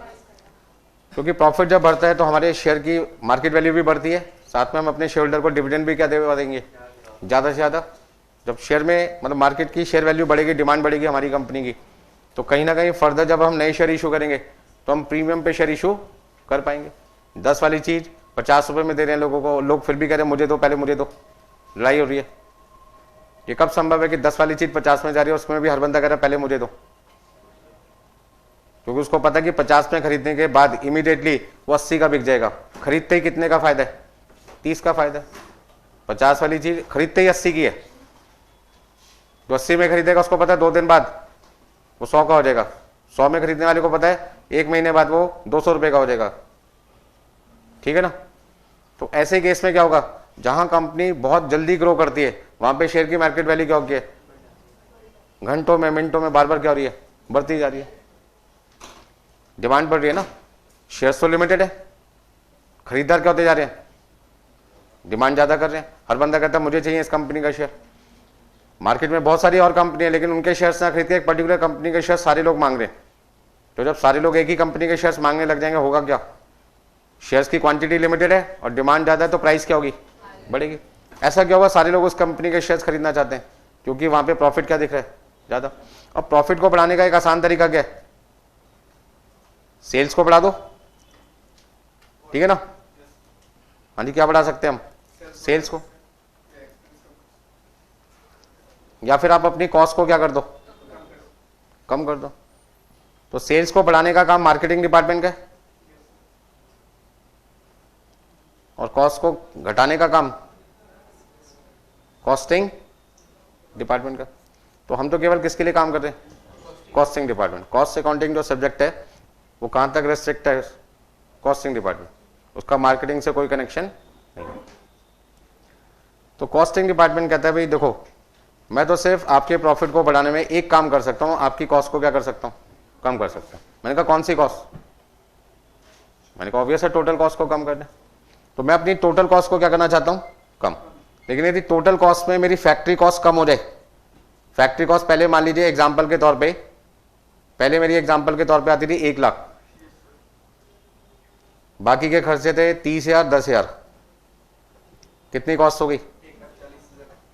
यदि मैं अपनी फैक्ट्री कॉस्ट को 90,000 रुपये पे ले आऊं, क्वालिटी सेम रहे, क्वालिटी कॉम्प्रोमाइज नहीं कर रहे, क्वांटिटी भी सेम रहे, क्वालिटी भी सेम है, क्वांटिटी जितनी पहले बनती थी उतनी अब बन रही है, और मैंने अपनी कॉस्ट क्या कर ली, 1 लाख से कितनी कर दी, 90,000, बाकी खर्चे सेम है,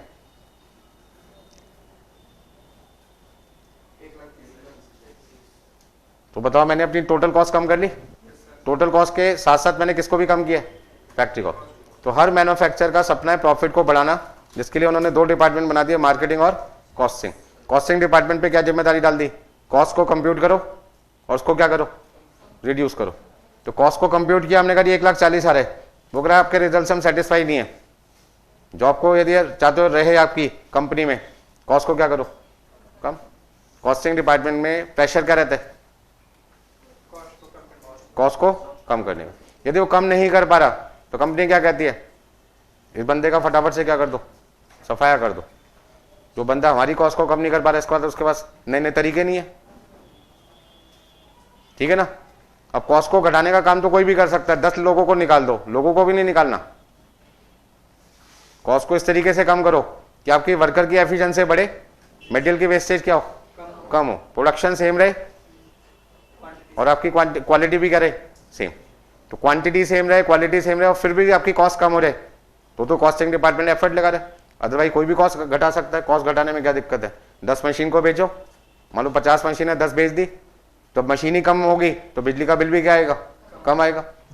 पहले 50 वर्कर थे, जब 10 मशीन हटा दी तो वर्कर को क्या बोलना पड़ेगा, देखो मशीन ही नहीं है, खाली आके क्या करोगे, अपने आप ही इस्तीफा दे दो। तो 10 वर्कर चले गए, 10 की सैलरी घट गई। जब सारी चीजें घटती रहेगी, मशीन ही चली गई तो प्रोडक्शन कैपेसिटी घट गई। मशीन से ही तो प्रोडक्शन होती है। हमने कहा प्रोडक्शन कैपेसिटी नहीं घटा रहे, फिर भी हमें अपनी कॉस्ट क्या करनी है, कम करनी है, तभी प्रोसेस कॉस्टिंग का यूज होता है। कॉस्ट तो कोई भी घटा सकता है, मशीन हटा दो, एम्प्लॉइज हटा दो, मटेरियल की रिक्वायरमेंट घट गई। जब वर्कर कम हो गए, मटेरियल कम हो गया, मशीन्स कम हो गई, तो ऑटोमेटिकली सारे खर्चे क्या हो गए, कम हो गए। आज आप अपनी फैक्ट्री में 50 मशीन है, सारी मशीन बेच दो, देखो कॉस्ट एकदम जीरो हो जाएगी आपकी मैन्युफैक्चरिंग। ना मशीन होगी, ना वर्कर होंगे, ना मटेरियल होगा, खाली आओगे, खाली चले जाओगे शाम को चाय पी के अपने ऑफिस से, और क्या कहोगे, कंपनी बंद होगी, दिवाली होगी, ठीक है ना। तो यहां पे आपने क्या देखा, इस एग्जांपल से मैं आपको क्या समझाने की कोशिश कर रहा हूं कि फैक्ट्री कॉस्ट को कम करके मैंने अपनी टोटल कॉस्ट क्या की है, कम। तो हर मैन्युफैक्चर क्या चाहता है, उसकी टोटल कॉस्ट कम हो, बट टोटल कॉस्ट में मैं इस समय किस पे फोकस कर रहा हूं, ऑफिस ओवरहेड पे, सेलिंग पे, या फैक्ट्री कॉस्ट पे, फैक्ट्री कॉस्ट। तो जो टेक्निक, अब यहां से मेन पॉइंट पे आते हैं, जो टेक्निक आपकी फैक्ट्री कॉस्ट को कम करता है पर यूनिट में, आप उस टेक्निक को कहते हैं प्रोसेस कॉस्टिंग। तो प्रोसेस कॉस्टिंग कहां पे यूज होती है, पहले फैक्ट्री कॉस्ट को कम करने में, जिससे ऑटोमेटिकली आपकी टोटल कॉस्ट क्या हो जाती है, कम हो जाती है, ठीक है ना। तो टोटल कॉस्ट तो कम होगी, क्योंकि टोटल कॉस्ट में फैक्ट्री कॉस्ट एक एलिमेंट है। जब फैक्ट्री कॉस्ट कम हो गई तो टोटल कॉस्ट ऑटोमेटिकली क्या होगी, कम हो जाएगी, ठीक है जी। नोट करना है किसी ने, कुछ सुनने के बाद लिख भी लो, क्योंकि जो मैं अभी बोल रहा हूं थोड़ी देर तक के लिए याद रहेगा।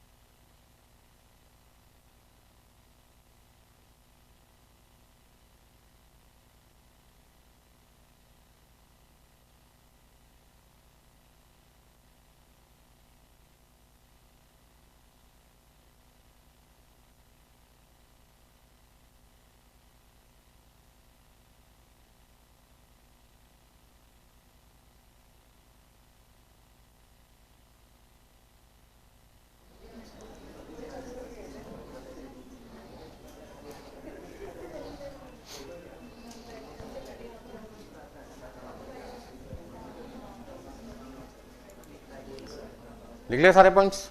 अब आगे देखिए,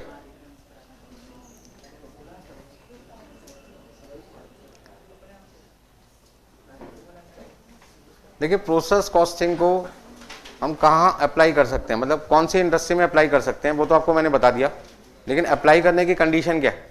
अब जैसे मुझे पेंट बनाना है तो मैंने कहा प्रोसेस कॉस्टिंग यूज़ कर सकते हैं, ऑयल को रिफाइन करना है प्रोसेस कॉस्टिंग को यूज़ कर सकते हैं। एग्जाम्पल दिए थे ना अभी आपको मैंने। तो मेरा क्वेश्चन है कि कंडीशन क्या है जहाँ पे प्रोसेस कॉस्टिंग एप्लीकेबल हो सकती है, कहाँ पे अप्लाई कर सकते हैं, वो तो मैंने एग्जाम्पल दे दिए। बट उन कंपनी में जो प्रोडक्ट बन रहे थे वहाँ पर यही प्रोसेस कॉस्टिंग क्यों एप्लीकेबल हुई, कॉन्ट्रैक्ट कॉस्टिंग क्यों नहीं एप्लीकेबल हुई। हाँ जी, कॉन्ट्रैक्ट कॉस्टिंग कहाँ पे अप्लाई होती है, अलग कंडीशन है। हम बात कर रहे हैं सिर्फ इस समय किसकी, प्रोसेस कॉस्टिंग। तो प्रोसेस कॉस्टिंग की पहली कंडीशन है बिजनेस क्या होना चाहिए, मैन्युफैक्चरिंग। और यहाँ पर क्या क्या कंडीशन सेटिस्फाई होनी चाहिए, फटाफट से लिखते जाओ।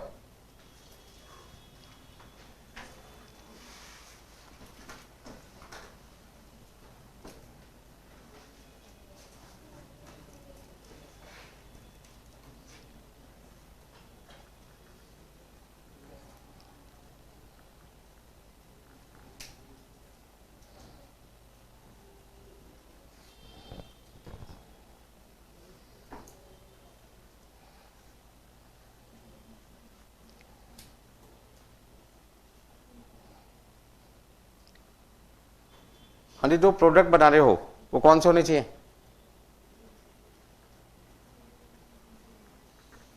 मतलब कि सिमिलर। यदि मैं रिमोट कंट्रोल बना रहा हूं तो रोज क्या बनाऊंगा, रिमोट कंट्रोल ही बनाऊंगा। ये नहीं कि आज मैं रिमोट कंट्रोल बना रहा हूं, आधे घंटे बाद मैंने कहा कैलकुलेटर बनाऊंगा, आधे घंटे बाद कहा मैंने माउस बनाऊंगा, फिर मैंने कहा जी पेन बनाऊंगा, फिर मैंने कहा जी लैपटॉप बनाऊंगा। ऐसा नहीं, प्रोडक्ट क्या रहने चाहिए, सिमिलर प्रोडक्ट होने चाहिए। मतलब बार बार क्या बनेगा, एक जैसा ही प्रोडक्ट बनेगा। तो वर्कर की एफिशिएंसी स्किल क्या होगी, बढ़ेगी। आज मैंने पहला क्वेश्चन कराया, एक ही बार कराया, फिर मैंने दूसरा क्वेश्चन कराया लेकिन वो डिफरेंट था पहले से, आपकी स्किल बढ़ी, कब बढ़ेगी, जब पहला क्वेश्चन द्वारा सेम वैसे कराऊं से वैल्यू बदल दूं, दूसरा क्वेश्चन कराऊं पहले जैसा ही, तीसरा क्वेश्चन कराऊं पहले जैसा, चौथा क्वेश्चन कराऊं पहले जैसा। जब एक ही क्वेश्चन बार बार करते रहोगे तभी तो आपकी नॉलेज क्या होगी, स्किल क्या होगी, एफिशिएंसी स्पीड क्या होगी, बढ़ेगी। लेकिन यदि मैंने आज की क्लास में 4 क्वेश्चन कराए, चारों अलग अलग हैं, कितने लोगों की स्किल बढ़ेगी, बढ़ेगी नहीं। चारों को समझने में दिमाग खराब हो गया, पहले क्वेश्चन को समझा आधा घंटा लग गया, दूसरे को समझा आधा घंटा लगा। जब दूसरा क्वेश्चन मैंने समझाया, मैंने पूछा भी पहले से कोई कनेक्शन था, आपने कहा सर कोई कनेक्शन नहीं था। तो क्या वो होमोजेनियस प्रोडक्ट थे, होमोजेनियस क्वेश्चन थे, सिमिलर क्वेश्चन थे, चैप्टर था एक ही बट क्वेश्चन क्या थे, अलग अलग थे। तो वहां पे आपकी प्रोसेस कॉस्टिंग एप्लीकेबल नहीं होगी। प्रोसेस कॉस्टिंग की कंडीशन क्या है, जो काम पहली बार किया सेम वही काम दूसरी बार, तीसरी बार, चौथी बार। आपने देखा होगा बहुत सारे लोग मोटरसाइकिल पर स्टंट करते हैं, क्या वो पहली बार में इतना बढ़िया स्टंट कर पाते हैं, टाइम लगता है उन्हें, किसी को 1 महीना, किसी को 2 महीने, किसी को 4 महीने। अब जिसने 1 महीने के अंदर बढ़िया से स्टंट करके दिखाया, उसने पहली बार में थोड़ी स्टंट कर पाया होगा। एक ही स्टेप के लिए, एक ही काम करने के लिए कम से कम उसने 10-15 बार, 20 बार क्या की होगी, प्रैक्टिस की होगी, तब जाके एक्सपर्टाइज हुआ वो। बात समझ में आ रही है। तो होमोजेनियस का मतलब क्या है, सेम काम, एक ही काम बार बार होना चाहिए। यदि काम बार बार बदल रहा है तो फिर प्रोसेस कॉस्टिंग वहां पे एप्लीकेबल नहीं होगी। दूसरा लिखो, लार्ज क्वांटिटी बननी चाहिए। लार्ज क्वांटिटी का मतलब है लार्ज प्रोडक्शन। ऐसा नहीं है सिर्फ एक रिमोट कंट्रोल बना लिया और आप कहते हो मेरी तो नॉलेज बढ़ गई।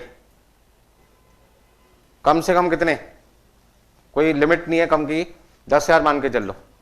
अब यदि मान लो आपको यहाँ पे कैलकुलेटर में बटन लगाने, पहली बार में जब आप इस कैलकुलेटर में फर्स्ट टाइम बटन लगाओगे टाइम क्या लगेगा, ज्यादा। दूसरी बार में 1 मिनट, आधा मिनट, 10 सेकंड, 20 सेकंड के हो सकते हैं, कम। तीसरी बार, चौथी बार, पांचवी बार, एक ही दिन में मैं आपसे कितने कैलकुलेटर पे बटन लगाने की बात कर रहा हूँ, 10,000, या 2 दिन में या 4 दिन में। तो पहले 15-20 में आपको टाइम क्या लगेगा, ज्यादा। अगले 15-20 में टाइम थोड़ा सा क्या हो जाएगा, कम। फिर अगले 20-25 में क्या होगा, और टाइम कम होता जाएगा।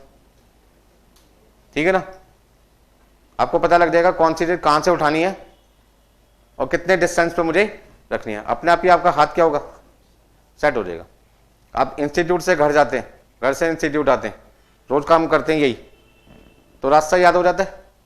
और जो लोग मोटर बाइक पे आते हैं या गाड़ी पे आते हैं, वो बातें करते करते भी अपना भी गाड़ी मोड़ लेते हैं, देखना भी नहीं पड़ता। कोई उनको बोलता है कि फोन करता है, यार गाड़ी मोड़ ले, रास्ता आगे तेरे घर का।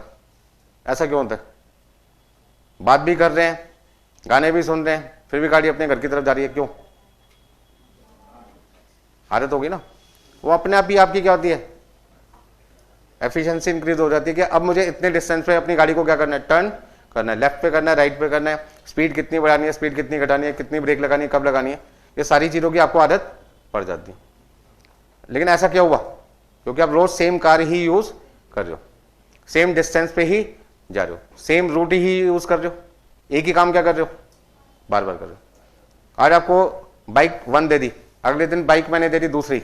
पहली बाइक में 4 गियर थे, दूसरे में 5 गियर है, तीसरी ऑटोमेटिक है। बंदा पागल हो जाएगा। जो ऑटोमेटिक वाला होगा वो गियर ढूंढ रहा होगा, पैरों को चला रहा होगा अपने मोटर बाइक, पैर है ही नहीं यूज करने के लिए वहां पर, ठीक है ना। अब कई लोग जब शुरू शुरू में नॉर्मल स्कूटर से स्कूटी पे शिफ्ट हुए, तो जब भी ब्रेक लगानी थी तो खड़े हो जाते थे स्कूटी पे, क्या रुक ही नहीं रहा। और रुकता किससे था? हाथों से। और पहले किससे होता था? राइट पैर से। तो शुरू शुरू में बड़ी दिक्कत आई लोगों को, वो कह रहे ब्रेक ही नहीं लग रही, पूरा खड़े होगा, अब तो ब्रेक लग जा। तो बात समझ में आ रही है? यदि रोड में उनका डिवाइस चेंज कर दूं, या रोड उनका स्कूटी चेंज कर दूं, या रोड उनके मशीन चेंज कर दूं, तो भी प्रोसेस कॉस्टिंग एप्लीकेबल नहीं होगी। तो प्रोसेस कॉस्टिंग के लिए कंडीशन क्या है? इक्विपमेंट भी सेम होना चाहिए, प्रोडक्ट भी सेम होना चाहिए, मटेरियल भी सेम होना चाहिए, और वर्कर भी क्या होना चाहिए? सेम। जब सारी चीजें सेम रहेगी तभी तो वर्कर की स्किल क्या होगी? बढ़ेगी। बात समझ में आ रही? नेक्स्ट पॉइंट लिखो। जब आप कॉस्ट कंप्यूट करोगे तो कॉस्ट को कब कंप्यूट करना है? शुरू में या एंड में? एंड में। जैसे ही पहले डिपार्टमेंट में काम पूरा हो गया, पहला डिपार्टमेंट अपनी कॉस्ट निकालेगा, ठीक है जी। वो अपनी कॉस्ट किसको बताएगा फिर? दूसरे को। तो प्रोसेस कॉस्टिंग में एक अच्छा काम क्या होता है? पहले डिपार्टमेंट ने जितना खर्चा किया है उसके पैसे किससे मांगता है? वो कस्टमर से डायरेक्ट या डिपार्टमेंट 2 से? डिपार्टमेंट 2 से। क्यों? कस्टमर से क्यों नहीं? क्योंकि डिपार्टमेंट 1 ने सामान बनाकर किसको दिया था? डिपार्टमेंट 2 को या कस्टमर को? तो उसका ना डिपार्टमेंट 1 के लिए तो कस्टमर है ही कौन? डिपार्टमेंट 2 है ना। मेन कस्टमर को तो जानते ही नहीं किसको बना के दे रहे हैं, वो तो सेल डिपार्टमेंट पे जाके पता चलेगा। तो 1 ने सामान किसको बना के दिया? 2 को। तो वो पैसे किससे मांगेगा? 2 से। 2 ने फर्दर प्रोसेस करके और एक्स्ट्रा खर्चा करके सामान किसको बना के दे दिया? 3 को। तो 2 किसके पैसे मांगेगा? 2 किसके पैसे मांगेगा? अपने जो फर्दर कॉस्ट लगी, प्लस पहले डिपार्टमेंट ने जो दूसरे डिपार्टमेंट से पैसे मांगे वो भी लेगा। तो मान लो पहले डिपार्टमेंट ने 1 लाख रुपए खर्च करे, तो फर्स्ट डिपार्टमेंट 1 लाख किससे मांगेगा? सेकंड डिपार्टमेंट ने। सेकंड डिपार्टमेंट ने 50,000 रुपए और खर्च कर दिए, तो वो थर्ड से कितने मांगेगा? 1 लाख प्लस 50,000, 1,50,000। थर्ड ने 40,000 रुपए और खर्च कर दिए, तो 1,50,000 रुपए प्लस 40,000 कितने हो गए? 1,90,000। तो थर्ड डिपार्टमेंट सेल डिपार्टमेंट को जब गुड्स ट्रांसफर करेगा तो क्या कहेगा? पहले डिपार्टमेंट के 1 लाख, दूसरे के 50,000 और मेरे 40,000, तीनों मिलाकर कितने लगे? 1,90,000। मैं तुम्हें सामान कितने में दूंगा? 1,90,000। सेल डिपार्टमेंट क्या कहता है? तेरी जेब से तो सिर्फ कितने गए थे? 40 ही गए थे। वो कहता नहीं नहीं, पहले वाले ने सामान ही कब दिया मुझे? जब उसने मुझसे 1.5 लाख मांगे, 40 मैंने और लगाया, तो मेरी जैसे टोटल कितना खर्चा हो गया? 1,50,000। बात समझ में आ गई? तो लिखो यहां पे फटाफट से। कॉस्ट हम कब कंप्यूट करते हैं? At the end of each process after completion of work. जब पहले प्रोसेस में काम पूरा हो जाएगा, जितना उसको दिया गया था, तो वो अपनी कॉस्ट निकालेगा। दूसरे प्रोसेस को जितना काम दिया गया था, जब वो काम कंप्लीट होगा तो वो अपनी कॉस्ट निकालेगा। तीसरे को जो काम दिया गया था, जब वो काम पूरा कर देगा अपनी कॉस्ट निकालेगा, ठीक है ना।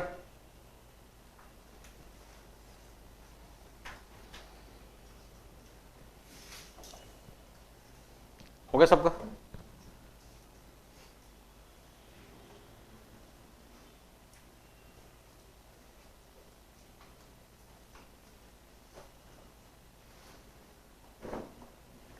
on the next point,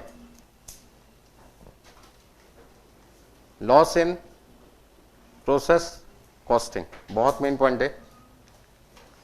process costing के अंदर कितने तरीके के लॉसेस आपको देखने को मिल सकते हैं? तो एक स्टूडेंट ने बोला 2, कौन कौन से? नहीं, पहला लॉस होता है जो हम किससे चार्ज कर सकते हैं? कस्टमर से। और दूसरा वो लॉस जो हम कस्टमर से चार्ज नहीं कर सकते। देखो मेरे हाथ में इस समय ये रिमोट कंट्रोल है, ठीक है जी, और मेरे हाथ से छूट गया और टूट गया, अब इसके पैसे मैं आपसे ले सकता हूं? क्यों? आपको पढ़ाने के लिए तो मैंने ये रिमोट कंट्रोल खरीदा था, मेरे हाथ से छूट गया, 100 रुपए का नुकसान हो गया। मैंने कहा जी क्लास में बच्चे बैठे 100, 1-1 रुपए सब निकालो, फटाफट से नया कैलकुलेटर मंगवाता हूँ या नया मोबाइल मंगवाता हूँ या नया रिमोट कंट्रोल मंगवाता हूँ, जो भी चीज टूट गई है। आप सबने क्या कर दिया? मना,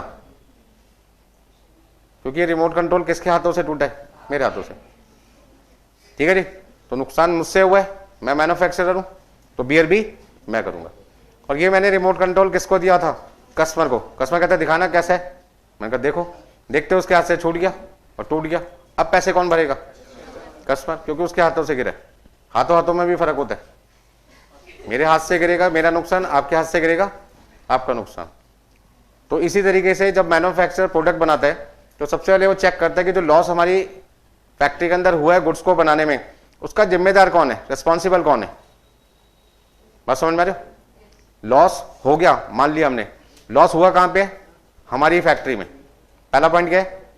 मटेरियल का नुकसान हो गया। दूसरा पॉइंट कहां पे हुआ है? हमारी फैक्ट्री में। तीसरा पॉइंट यहां पे बनता है कि वो जो मटेरियल का नुकसान हमारी फैक्ट्री में हुआ है वो किसकी वजह से हुआ? कस्टमर की रिक्वायरमेंट को फुलफिल करने की वजह से हुआ या मैन्युफैक्चरर की लापरवाही की वजह से हुआ? बात समझ में आ रही है? मटेरियल का नुकसान हुआ कहां पर? हमारी फैक्ट्री में, ठीक है जी। अब हमारी फैक्ट्री में मटेरियल का नुकसान हो गया, हमने मान लिया। नुकसान हुआ किसकी वजह से? वजह ढूंढो, रीजन ढूंढो।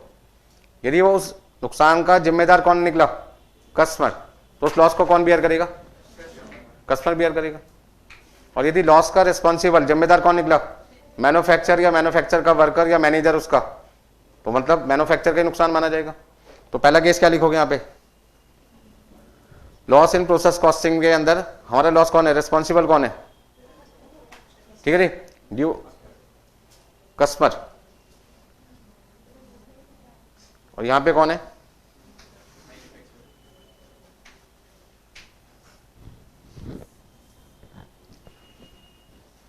तो यदि मैं लॉस किससे चार्ज कर रहा हूं? Losses charge to customer. दूसरा केस क्या है? Losses charge to manufacturer. अब पता कैसे चलेगा कि जो मटेरियल हमारी फैक्ट्री में खराब हो रहा है उसका जिम्मेदार कस्टमर है? कस्टमर कभी मानेगा कि भाई मेरी वजह से गलती हुई है, मेरी वजह से नुकसान हुआ मटेरियल का?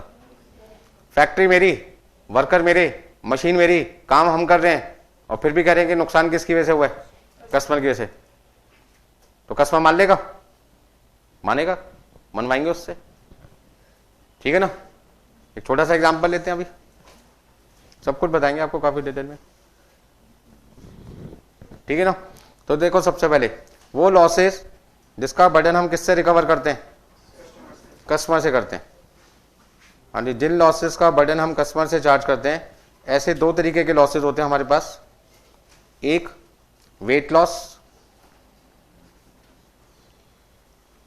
और दूसरा आपके पास है नॉर्मल लॉस। और जो लॉसेस हम कस्टमर से चार्ज नहीं कर सकते, जो लॉसेस हम कस्टमर से चार्ज नहीं कर सकते, कस्टमर से उसके पैसे नहीं ले सकते, ऐसा लॉस कौन सा है? Abnormal loss.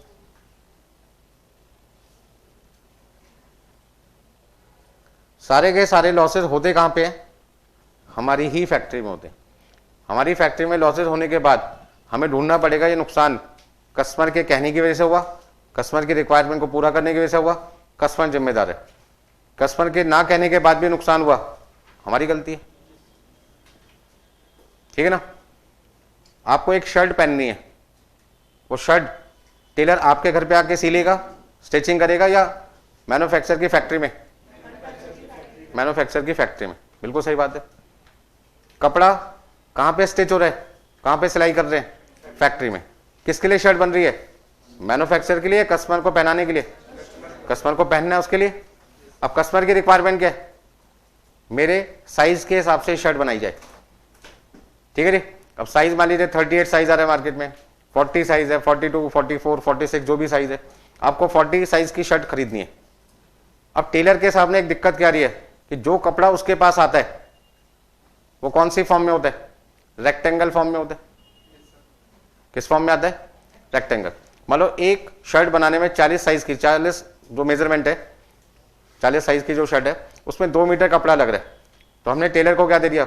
2 मीटर लंबा कपड़ा लाकर दे दिया, जो कौन सी फॉर्म में मिलेगा? Rectangle form. शर्ट क्या रेक्टेंगल फॉर्म में पहनोगे आप? इसका मतलब क्या हुआ? कपड़े का साइज, कपड़े का शेप अलग साइज का है, अलग डिजाइन का है, अलग शेप है, और शर्ट देखने में क्या है? साइज अलग है, उसका शेप अलग है। तो जहां मटेरियल का शेप और फिनिश गुड्स का शेप डिफरेंट होता है, वहां पर कहीं ना कहीं क्या होगी? मटेरियल की वेस्टेज होगी। ऐसे में टेलर को क्या करना पड़ेगा? मेजरमेंट के हिसाब से, साइज के हिसाब से हमें कपड़े को जगह जगह से क्या करना होगा? काटना पड़ेगा, और बाद में उसको क्या करना पड़ेगा? स्टिच करना पड़ेगा। स्टिच करने के बाद क्या देखोगे? कुछ छोटे छोटे कपड़े के पीसेस काटने के बाद शर्ट में यूज नहीं हो पाए, शर्ट में लग नहीं पाए, ना लगने की कोई गुंजाइश है, बच गए। अब क्या करोगे इस कपड़े का, छोटे छोटे कपड़ों का? क्या लगता है आपको?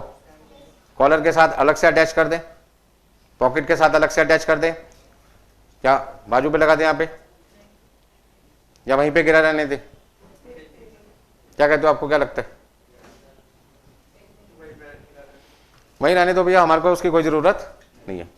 अब कपड़ा तो पूरा खरीदा था, तो जो छोटे छोटे पीसेस जमीन पे गिर गए उसके भी तो पैसे आपने दिए होंगे, और जो कपड़ा शर्ट में लग गया उसके भी मटेरियल के पैसे दिए होंगे आपने।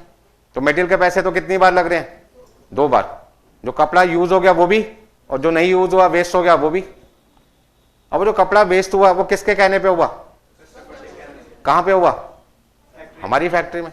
जिम्मेदार कौन है, हम या कस्टमर? कस्टमर। हमने तो कस्टमर को बहुत समझाया था, कपड़ा रेक्टेंगल फॉर्म में है, ठीक है, जितना आपका फेस है उतना एरिया बीच में से छोड़ देते हैं, और बाकी चारों तरफ से स्टिच कर देते हैं, तीनों तरफ से जितना 1 मीटर का 1 सेंटीमीटर कपड़ा वेस्ट नहीं होगा आपका। माना नहीं कस्टमर, कहता है शर्ट पहन के जा रहा हूँ, झोला थोड़ी पहन के जा रहा हूँ, ऑफिस जा रहा हूँ, कोई घुसने नहीं देगा मुझे, भिखारी समझेंगे लोग, क्या पहन के आ गया। अब किसी मीटिंग में जा रहे हो और ऐसे कपड़े पहन के जाओगे, कैसा लगेगा?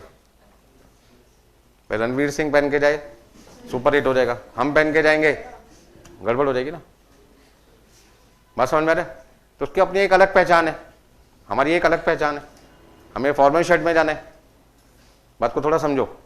एग्जाम्पल क्या दे रहा हूं मैं आपको, वो कपड़े की वेस्टेज क्या हमारे टेलर ने हमारी फैक्ट्री में जानबूझ के की थी, या कस्टमर की रिक्वायरमेंट को फुलफिल करने की वजह से की थी? जिम्मेदार कौन है? नुकसान कहाँ हुआ है? कौन बियर करेगा? कस्टमर करेगा। अभी लॉस कौन सा था? वेट लॉस था या नॉर्मल लॉस था? नॉर्मल लॉस था। पता कैसे लगा नॉर्मल है? क्या पहचान होती है नॉर्मल की? नहीं, वेट लॉस और नॉर्मल लॉस में कोई डिफरेंस होता है? हाँ जी, हाँ जी। जो वेट लॉस होता है उसके अंदर लॉस होने के बाद वो दिखाई नहीं देता। पेट्रोल पंप पे गए आप कभी? नहीं गए तो आज जाके देखना, भरवाना मत। 2 लोग गाड़ियों में पेट्रोल भरवा रहे हैं, उनको देखना। जब पेट्रोल पंप पे पेट्रोल भरा जाता है गाड़ियों में, तो 2-4 बूंद डालने से पहले और 2-4 बूंद भरने के बाद जमीन पे क्या होता है? गिर जाता है। आपका पूरा मन करता है कि हाथ लगा के वो 2-4 बूंद अपनी गाड़ी में डाल दें। जब तक सोचते हो तब तक वो जमीन पर गिर जाता है। फिर आप सोचते हो मिट्टी के अंदर चला गया, मिट्टी उठा लेते हैं, उसमें से तेल निकाल लेंगे, निकाल पाओगे? क्या हुआ? वो कौन सा लॉस है? वेट लॉस है, ठीक है रे? वेट लॉस है क्या नॉर्मल लॉस है? या एबनॉर्मल लॉस है? कौन सा लॉस है? वेट लॉस है। अच्छा, नुकसान कौन बियर कर रहा है? 6-7 बूंद जो जमीन पे गिर गई, कस्टमर बियर कर रहा है, ठीक है ना? क्या वहां पे पेट्रोल पंप जो पेट्रोल पंप पे जो पर्सन फिलिंग का काम कर रहे हैं वो जानबूझ के 6-7 बूंद आपकी ड्रॉप कर रहे, खराब कर रहे? नहीं। क्लियर होगा पॉइंट? तो ऐसा लॉस जो हो जाने के बाद विजिबल नहीं होता, दिखाई नहीं देता, इनविजिबल,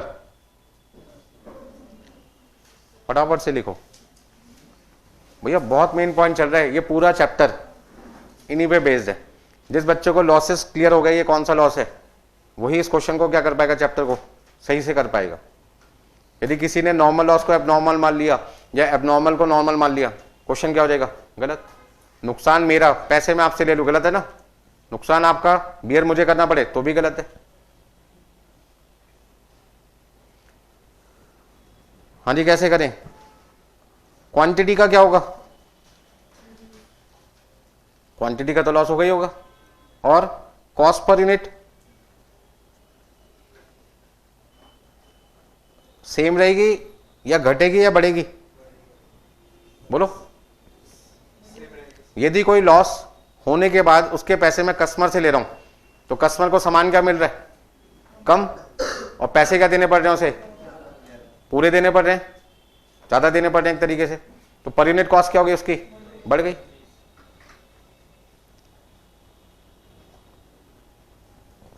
सारे एग्जांपल अभी आपको मैं समझाऊंगा डायग्राम के थ्रू। नॉर्मल लॉस होने के बाद दिखता है, विजिबल है। जैसे हमने कहा टेलर की दुकान पर छोटे छोटे कपड़े के पीसेस बच गए जो शर्ट बनाने में यूटिलाइज नहीं हो पाए, क्योंकि जैसी शर्ट कस्टमर बनवाना चाहता था वैसी शर्ट बनाने के लिए जितना कपड़ा लग सकता था लगा दिया, बाकी हमने कहा बेकार हो गया। और वो इतना बेकार हो गया कि कस्टमर के भी किसी काम का नहीं है, लेकिन वो लॉस आपकी नजरों के सामने हैगा, विजिबल है। इससे क्वांटिटी का क्या हुआ, क्वांटिटी का क्या हुआ, कपड़ा तो खराब हो ही गया ना, लॉस हो गया। साथ में कॉस्ट पर यूनिट, नुकसान होने के बाद कस्टमर को पूरा कपड़ा थोड़ी मिल पा रहे, जो शर्ट उसको मिल रही है उसमें क्या पूरा 2 मीटर कपड़ा है, कपड़ा तो क्या है, कम है। मान लो 1 मीटर 40 सेंटीमीटर कपड़ा लगा, या 1 मीटर 60 सेंटीमीटर कपड़ा लगा, या 1 मीटर 70 सेंटीमीटर कपड़ा लगा, बट पैसे तो किसके जा रहे हैं, 2 मीटर के जा रहे हैं। पैसे जा रहे हैं 2 मीटर के, शर्ट मिल रही है 1 मीटर 70 सेंटीमीटर की, 30 सेंटीमीटर कपड़ा वेस्ट हो गया। अब आप कहोगे सर 30 कहां से आ गया, तो मैंने सुना था 1 मीटर बराबर होता है 100 सेंटीमीटर, 2 मीटर मतलब 200 सेंटीमीटर। कपड़े में जो शर्ट है उसमें कपड़ा कितना है, 1 मीटर 70 सेंटीमीटर, तो 30 सेंटीमीटर कपड़ा क्या हुआ, छोटे छोटे पीसेज में जमीन पर बिखरा हुआ है।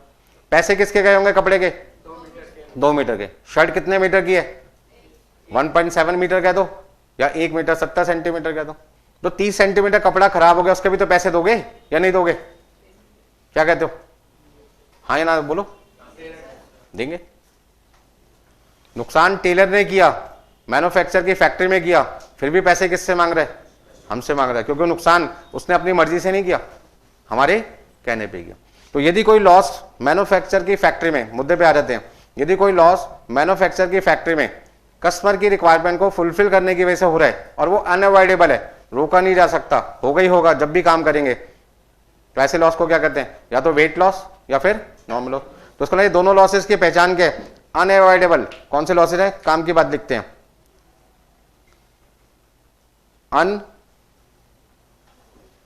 अनअवॉइडेबल लॉसेस कब होते हैं,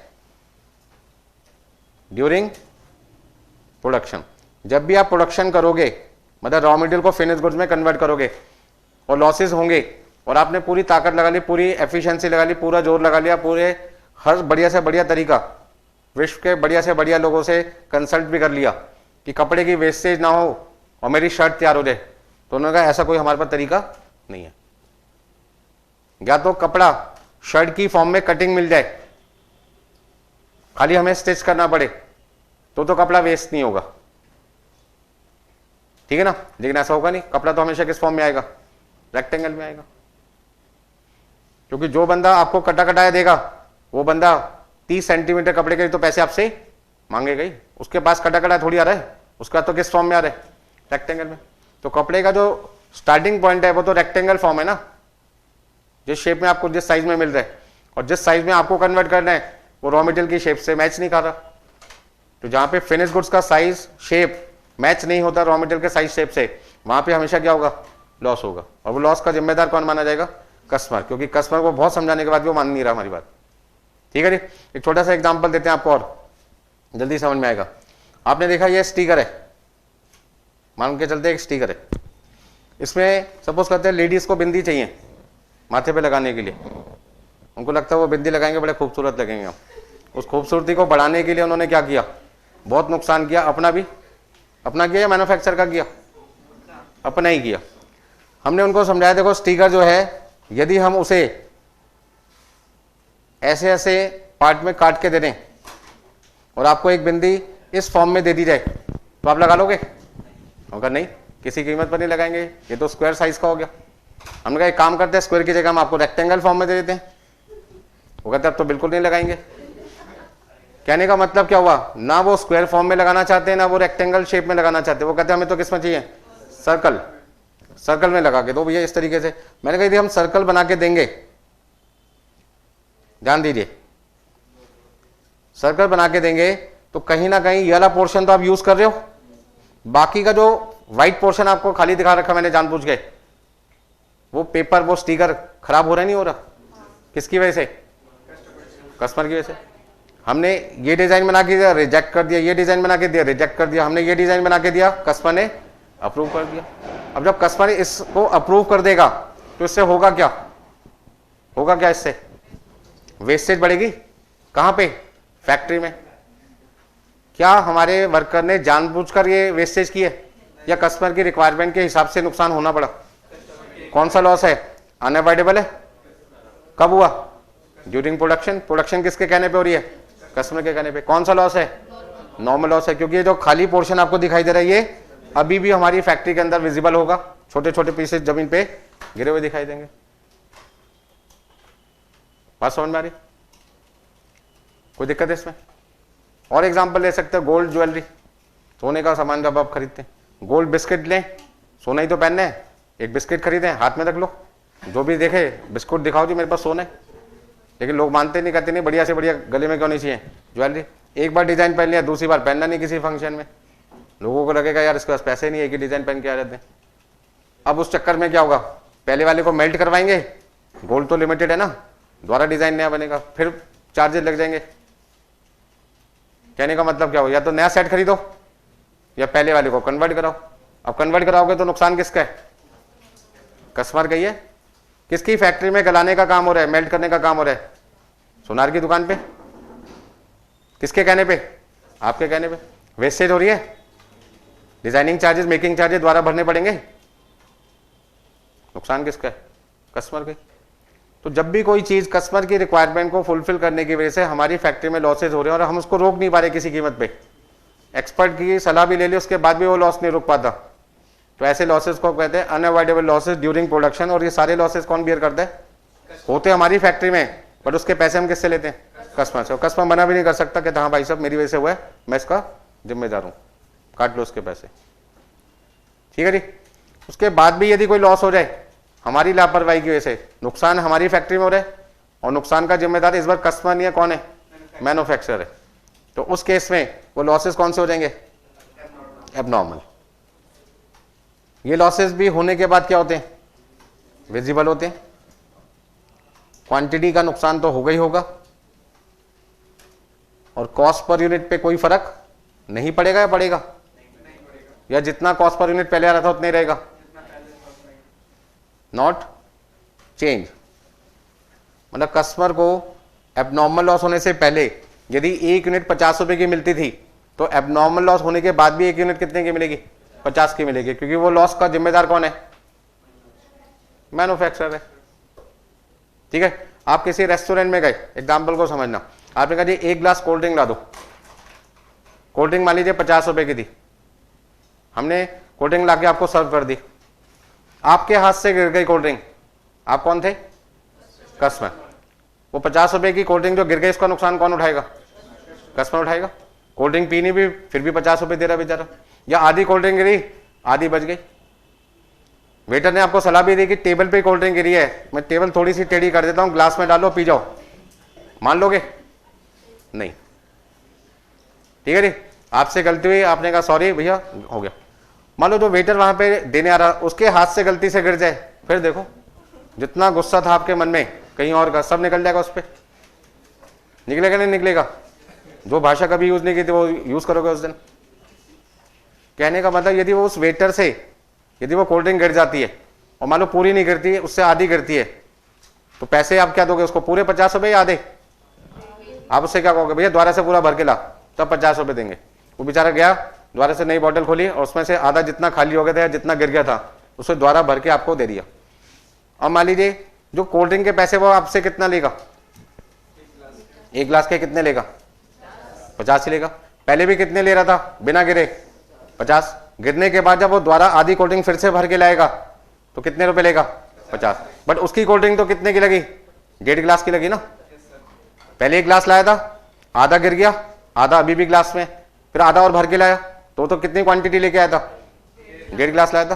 पैसे उसकी जेब से किसके गए? 1.5 के, मतलब 75 रुपए की कोल्ड ड्रिंक। यदि वो ना गिरती तो आधी कितने में बिकती? 25 में गिरती। अरे पूरा गिलास 50 का है तो आधा कितने का होता? 25 का होता। तो 75 वाली चीज वापस कितने में जा रही है? अब कस्टमर तो 50 ही दे रहे, तो जो 25 का नुकसान हमारा हो गया, कौन सा लॉस है? एबनॉर्मल। क्योंकि यहां जो कोल्ड ड्रिंक गिरी है वो किसके हाथों से गिरी है? वेटर के। और वही कोल्ड ड्रिंक कस्टमर के हाथ से गिरी होती है, उसके बच्चे से गिरी होती, कस्टमर के कोई फैमिली मेंबर से गिरी होती, तो हमारा कोई नुकसान नहीं है। बल्कि हमारे पास हक होता है कि भाई साहब अपने बच्चों को समझा के लाया करो कोल्ड ड्रिंक कैसे पीते हैं। पढ़े लिखे घर के लोग कोल्ड ड्रिंक पीनी नहीं आती, मन में ही बोल के रह जाएंगे, बोल नहीं पाएंगे इतना वहां पे हम। अब हम अपने मन की भड़ास निकाल रहे होंगे। पहले एक से सुन के आए तो दूसरे को सुनाएंगे भी तो सही। हमें सुनने सुनाने से कोई मतलब नहीं, हम बात कर रहे हैं किसकी? पैसे की। पैसे का नुकसान कौन बियर कर रहे? बात समझ में आ रही है सबको? चलिए, तो कौन से लॉसेज एबनॉर्मल लॉसेज हो सकते हैं? वो सभी लॉसेज एबनॉर्मल लॉसेज हो सकते हैं जो मैन्युफैक्चर के फैक्ट्री के अंदर किसकी लापरवाही की वजह से हुए? मैन्युफैक्चर खुद की या उसकी पॉलिसी या उसके वर्कर या उसके मैनेजर, कोई भी वजह हो सकती है जिसकी वजह से उसका नुकसान हुआ। ठीक है ना? कोल्ड ड्रिंक डाल रहे थे, कोल्ड ड्रिंक का ग्लास लीक निकला, गलती किसकी है? मैन्युफैक्चरर की, रेस्टोरेंट वाले की। ग्लास चेक क्यों नहीं किया उसने? लीकेज है। ग्लास जब उसने खरीदे थे तो पहले क्या करना चाहिए थे? ग्लासेस को चेक करना चाहिए था। यदि उसने ग्लास चेक किया होता तो कोल्ड ड्रिंक जो महंगी है उसकी वेस्टेज नहीं होती ना। बात समझ में आ रही है? तो चेक करने का काम तो किसको करना पड़ेगा? मैन्युफैक्चरर को करना पड़ेगा। और यदि उसने चेक नहीं किया और उसने एकदम से कोल्ड ड्रिंक सर्व कर दी और लीक हो गई कोल्ड ड्रिंक, तो गलती किसकी मानी जाएगी? मैन्युफैक्चरर की मानी जाएगी। बात समझ में आ रही है? चलिए,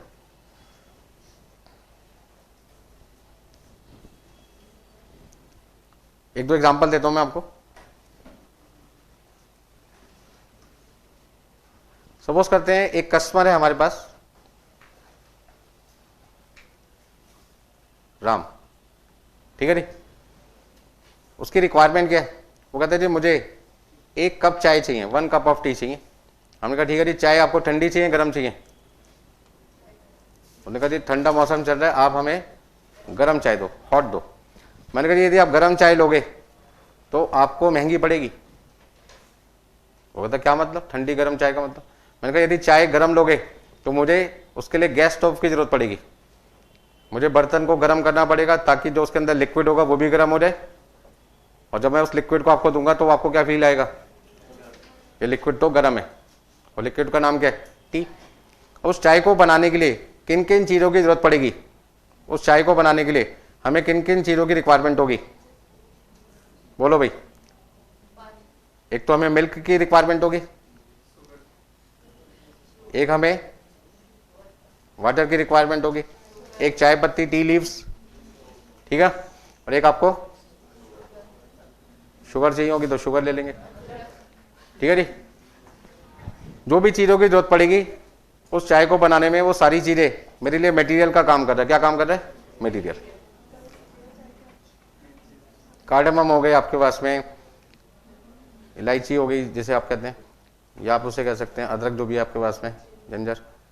ये सारी चीज़ें टेस्ट के हिसाब से हैं। हम नॉर्मल चाय की बात कर रहे हैं, ठीक है ना, फ्लेवर चाय की बात नहीं कर रहे। आप जिन चीज़ों की बात कर रहे हो उससे फ्लेवर चाय बन जाएगी, ठीक है ना। अब इस चाय को बनाने के लिए कस्टमर का नाम क्या? राम। राम की रिक्वायरमेंट क्या है? टी मुझे क्या चाहिए?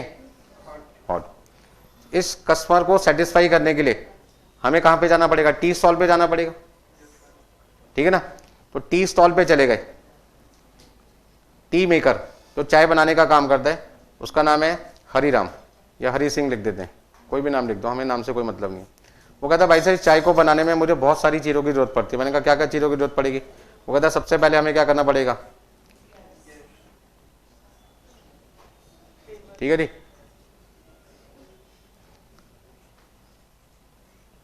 ये हमारा एक मान लीजिए बर्तन ले लेते हैं, ठीक है जी, एक फ्राई पैन ले लिया आपने, ठीक है जी। अब खाली गैस स्टोव ले लोगे तो गैस थोड़ी चलेगी, क्या चाहिए होगा आपको? एक गैस का सिलेंडर भी लेना पड़ेगा, ठीक है ना। इससे मान लीजिए हमने इसको एक कनेक्शन दे दिया,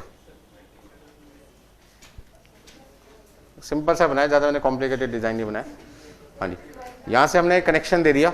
अब कनेक्शन देने के बाद क्या हुआ? जब हमने गैस को स्टार्ट किया यहाँ से नोब से,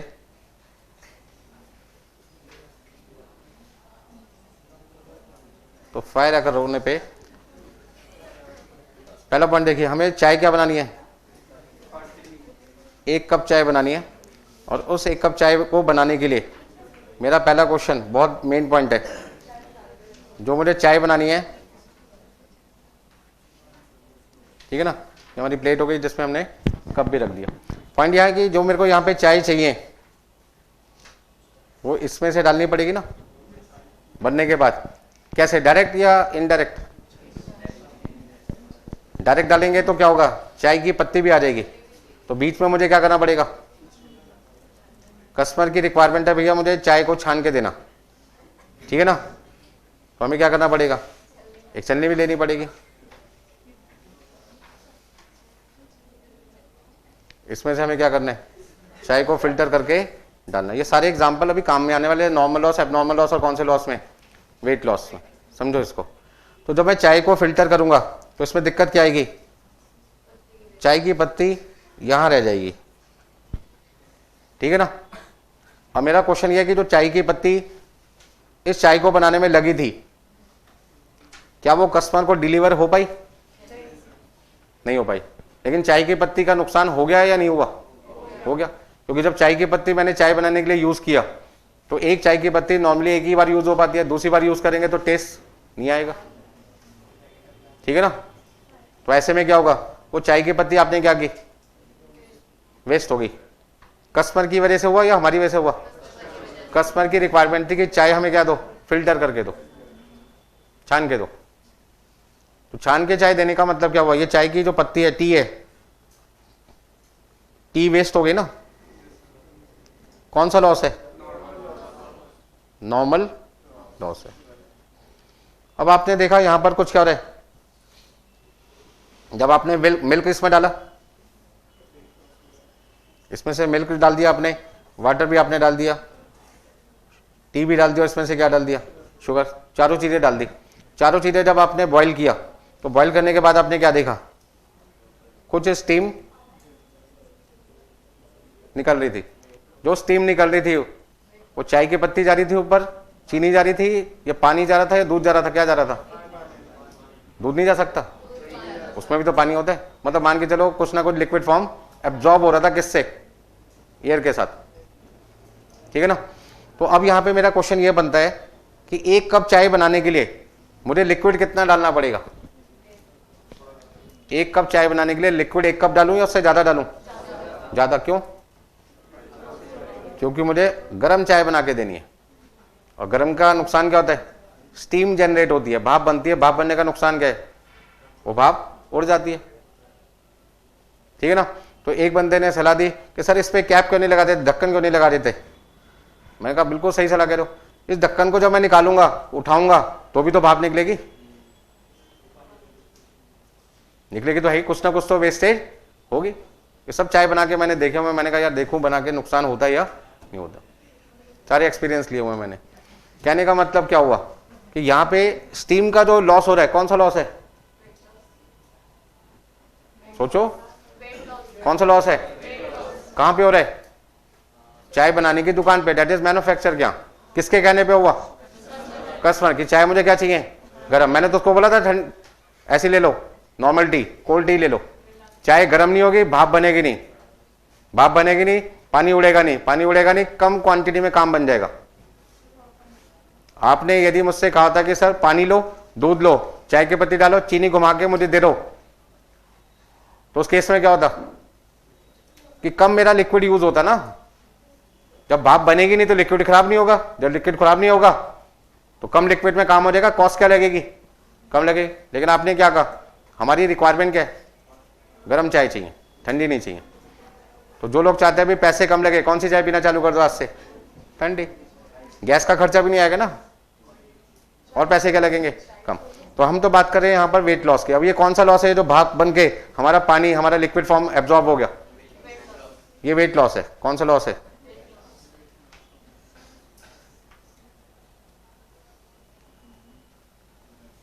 ठीक है जी। अब कोई एब्नॉर्मल लॉस का एग्जांपल दो। इसमें भी मान लीजिए हमारा जो मिल्क है वो आधा कप है, जो वाटर है वो कितना है? 1 कप है, और हमारा जो टोटल लिक्विड है इस बर्तन में आधा कप प्लस 1 कप, लिक्विड कितना हो गया? 1.5 कप। और यहां पे जो आउटपुट होगा वो कितना है? तो उसका मतलब कहीं ना कहीं आधा कप लिक्विड क्या हो गया?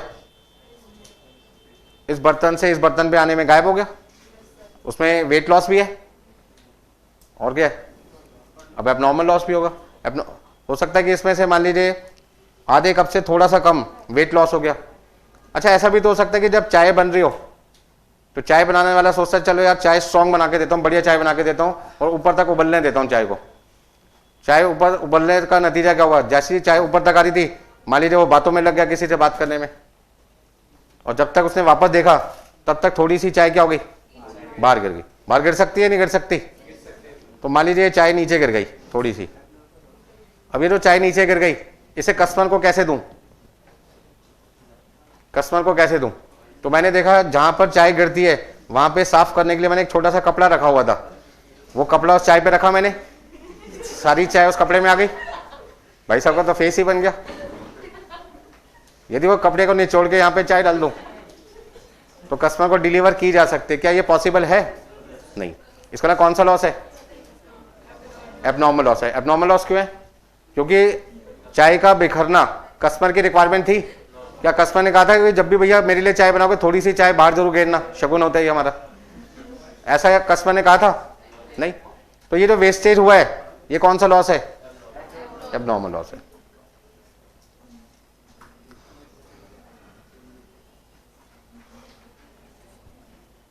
समझ में आ रही बात? तो चाय का गिरना कस्टमर की कोई रिक्वायरमेंट नहीं है। चाय की पत्ती का नुकसान हो गया, पानी भाप बन के उड़ गया, वो नुकसान तो कौन बियर कर सकता है? कस्टमर बियर कर सकता है। लेकिन चाय का गिरना किसकी लापरवाही थी? चाय बनाने वाले की, मैन्युफैक्चर की। तो इसका जिम्मेदार कौन है? मैन्युफैक्चर। बात समझ में आ गई? अब इस लॉस होने के बाद और इस लॉस होने के पहले चाय का जो रेट है, मान लो 1 कप चाय का रेट है 10 रुपए, तो एब्नॉर्मल लॉस होगा तो भी चाय का रेट क्या रहेगा? और नहीं होगा तो भी 10 रुपए। भैया चाय जमीन पे गिरे या ना गिरे, रेट तो चाय का कितना रहेगा? 1 कप चाय तो से कितने की मिलेगी?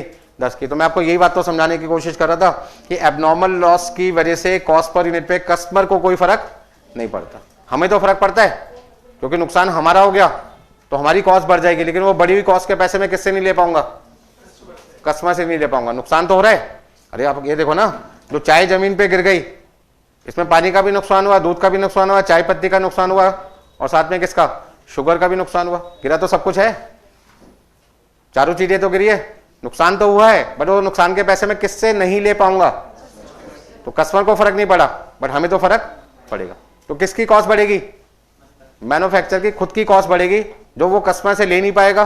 और कोई भी कॉस्ट बढ़े और उसके पैसे कस्टमर से ना ले सके तो उसे कॉस्टिंग में कॉस्ट नहीं कहते, लॉस कहते हैं। और लॉस कहां से चार्ज होगा? ये 10 रुपए में जो मेरे को प्रॉफिट मिलेगा 3 रुपए 4 रुपए का, उसमें से उस लॉस को क्या करूंगा? Right of. तो एब्नॉर्मल लॉसेस कहां से राइट ऑफ होते हैं? आपके खुद के प्रॉफिट से, दैट इज कॉस्टिंग पीएनएल से। तो ये जो एब्नॉर्मल लॉस होगा, इस लॉसेस को बाद में मैं कहां से राइट ऑफ करूंगा? कॉस्टिंग पीएनएल से। अच्छा, ये भी तो लॉसेस थे, नॉर्मल लॉस और वेट लॉस। क्या ये भी कॉस्टिंग P&L से राइट ऑफ होंगे? क्यों नहीं होंगे? क्योंकि इसका नुकसान होने के बाद पैसा किससे लिया जा चुका है? कस्टमर से पैसे लिए जा चुके हैं। नुकसान हुआ, पैसे कस्टमर से मिल गए, नुकसान हुआ नहीं। नुकसान हुआ, पैसे किससे ले लिए? नुकसान हुआ? अब नहीं हुआ ना। जब नुकसान हुआ था उसके पैसे कस्टमर से ले लिए तो मेरा लॉस थोड़ी है, किसका है? कस्टमर का। मेरा लॉस तब होता है जब मुझे पैसे ना मिलते। लॉस हुआ था मेरी फैक्ट्री में, उस समय टेंशन में था मैं, बट मैंने कस्टमर को अपनी सिचुएशन बताई कि आपके कहने की वजह से लॉस हुआ है, फटाफट से पैसे दो इसके, और कस्टमर ने फटाफट से आपको पैसे दे दिए। तो लॉस हुआ, कस्टमर से रिकवर हो गया, तो लॉस अब मेरा थोड़ी है, कस्टमर का। वो जाने, बात समझ में आ रही है? तो कौन से लॉसेस को P&L से राइट ऑफ नहीं करते? नॉर्मल लॉस और वेट लॉस। और किसको करते हैं? Abnormal loss. एग्जाम में यदि कोई क्वेश्चन पूछे ऑब्जेक्टिव, ऐसे आंसर देने आपको, ठीक है जी। कौन से लॉसेस से कॉस्ट पर यूनिट बढ़ती है, इंक्रीज होती है? नॉर्मल लॉस और वेट लॉस। और किससे नहीं बढ़ती? एबनॉर्मल लॉस से। क्यों नहीं बढ़ती? क्योंकि नुकसान हमारी वजह से हुआ है। इसके पैसे हम किससे नहीं मांग सकते? कस्टमर। तो कस्टमर से एक्स्ट्रा पैसे नहीं मांग सकते, तो उसका ना कस्टमर के लिए जो कॉस्ट पहले थी वही कॉस्ट अब है। हमारे लिए बड़ी कॉस्ट, बट उसके पैसे मैं कस्टमर से ले नहीं सकता, तो वो मेरे लिए लॉस बन गया। मैंने उसे किससे राइट ऑफ करना है फिर? P&L से। ठीक है जी, नोट करो फटाफट से इस एग्जाम्पल को। कर लिया सबने? करो ना फिर।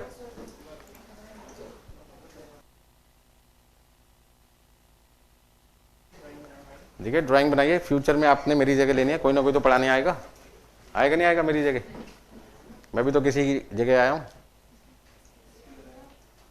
कोई ना कोई होगा जो पढ़ा रहा होगा पहले हमसे। भाई हर साल 5-6 नए टीचर आ जाते तो 2-4 पुराने चले भी तो जाते हैं। ऑनलाइन के टाइम पे, लॉकडाउन के टाइम पे कितने नए टीचर डेवलप हुए, ठीक है ना। 2020 लॉकडाउन से पहले मैं सिर्फ फेस टू फेस पढ़ाता था, फिर ऑनलाइन भी पढ़ाया, तो मैं ऑनलाइन के लिए एक नया टीचर बन गया, नहीं बन गया? तो जो लोग ऑनलाइन ही पढ़ाते थे 2020 से पहले, उनके लिए तो मैं कॉम्पिटिटर बन गया ना। तो मैं आया, जिंदगी भर के लिए थोड़ी आया, कभी तो जाना भी है, तो जाना ना तो लगा रहेगा। एग्जाम्पल को समझो, कौन सा लॉस किसकी वजह से हुआ, कौन उसका जिम्मेदार है? जो जिम्मेदार है वही बेयर करेगा, वही भुगतेगा उसको, ठीक है ना। आप गाड़ी चला रहे हैं, आपने किसी की गाड़ी पे ठोक दिया, पैसे आपको भरने पड़ते हैं। आपकी गाड़ी पे कोई हिट करता है तो आप सामने वाले से पैसे मांगते हैं। ऐसा क्यों करते हो? गलती जिसकी होती है, नुकसान हम कहते हैं उसी को बियर करना पड़ेगा। और सामने वाला बदमाशी कर रहा है, 100 नंबर पे फोन को मार देते, पुलिस वाले को बुला लेते हो, ठीक है ना।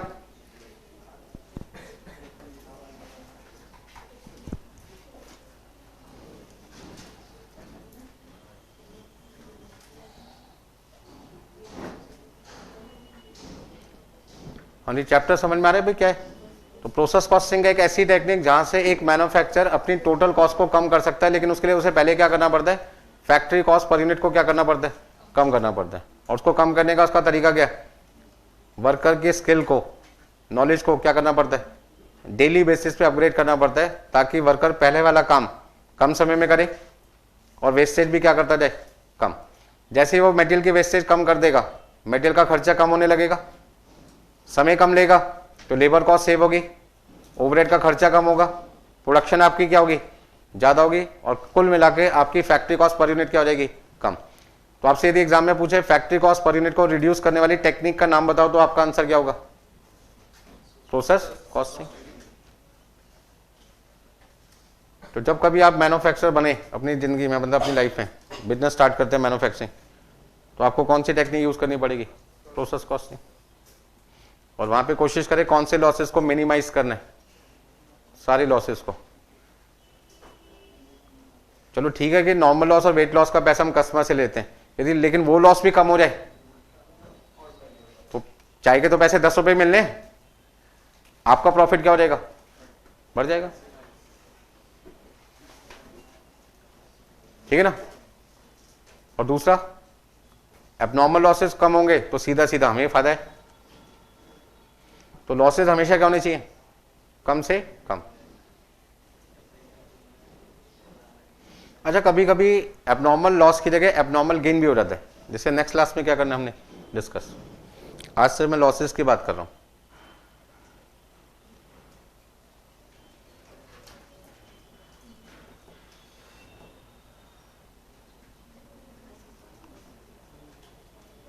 आपने कभी जूस पिया है गन्ने का? गन्ने का जूस बनाने वाला क्या करता है, जूस बनाने के बाद वो 2-4 बार ग्लास को क्या करता है, पानी में डालता है और फिर आपको ग्लास छान के देता है। आपने उससे पूछा ऐसा क्यों करता है? ग्लास तो पहले से ही साफ था। वो ग्लास जब पानी में डालता है तो पूरा पलटता नहीं है, इतना फास्ट स्पीड से काम करता है कि कुछ पानी ग्लास में रह जाता है। अब ग्लास का साइज तो कांस्टेंट है, मान लो 500 ml, ज्यादा बोल दिया 300 ml ले लो। 300 ml में 20 ml तो पानी आ गया, बाकी क्या है, गन्ने का रस। तो रस आपको पूरा थोड़ी मिला, 20 ml वो पानी भी तो पिया आपने। लेकिन वो इतनी चालाकी से काम करता, पता नहीं चलता। उस समय आपसे बातें करेगा, कौन से साइज का ग्लास चाहिए आपको, छोटा बड़ा, इतनी देर में ग्लास साफ हो जाता है उसका। वो उसके लिए कौन सा है, एबनॉर्मल गेन। पानी भी गन्ने के रस के भाव बिक रहे। तो समझदार लोग कौन होते हैं, भैया वो नहीं चाहिए मुझे, डिस्पोजेबल ग्लास दो, उसे धोने की जरूरत नहीं पड़ती, ठीक है ना।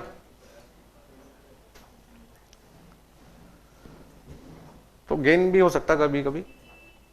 अच्छा, नुकसान आपका है तो फायदा भी आपका।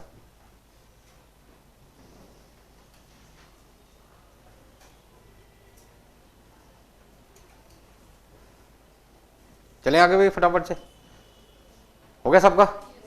डायग्राम बनता है ठीक है, नहीं तो फोटो भी खींच सकते हैं, घर पे प्रिंट आउट निकालें और रजिस्टर में लगा लें, नहीं तो कहीं से भी प्रिंट आउट ले सकते हैं। अच्छा, नेक्स्ट आपके पास एग्जांपल है, बिल्कुल सिंपल ही है।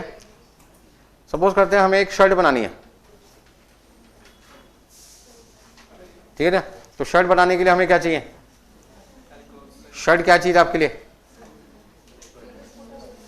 फिनिश्ड गुड्स कह सकते हैं या फिनिश्ड प्रोडक्ट कह सकते हैं। और इसको बनाने के लिए हमें क्या चाहिए, क्या रिक्वायर्ड है, क्या रिक्वायर्ड है, रॉ मटेरियल मतलब क्लोथ, कपड़ा, ये रॉ मटेरियल हो गया। अब जो क्लोथ है और जो शर्ट है, आपको क्या लगता है उसका साइज, उसका शेप सेम होगा? कलर तो सेम होगा, क्योंकि कपड़ा और शर्ट का कलर क्या होगा, सेम। कलर की बात नहीं कर रहे, साइज और किसकी बात कर रहे हैं, शेप की। तो ऐसे केस में दिक्कत क्या आएगी, जो हम कपड़ा खरीद रहे हैं वो हमें किस में मिल रहा है, मान लीजिए रेक्टेंगल फॉर्म में मिल रहा है, और ये कपड़ा हमने मान लीजिए खरीद लिया 2 मीटर। 2 मीटर मतलब 200 सेंटीमीटर। इस कपड़े से मुझे क्या बनानी है, शर्ट बनानी है कस्टमर के हिसाब से। जो शर्ट मुझे बनानी है, उस शर्ट को बनाने के लिए मुझे कहीं ना कहीं जो मेजरमेंट मुझे दिया गया है उस मेजरमेंट के हिसाब से बनानी पड़ेगी शर्ट, ठीक है ना। तो कैसे बनाएंगे,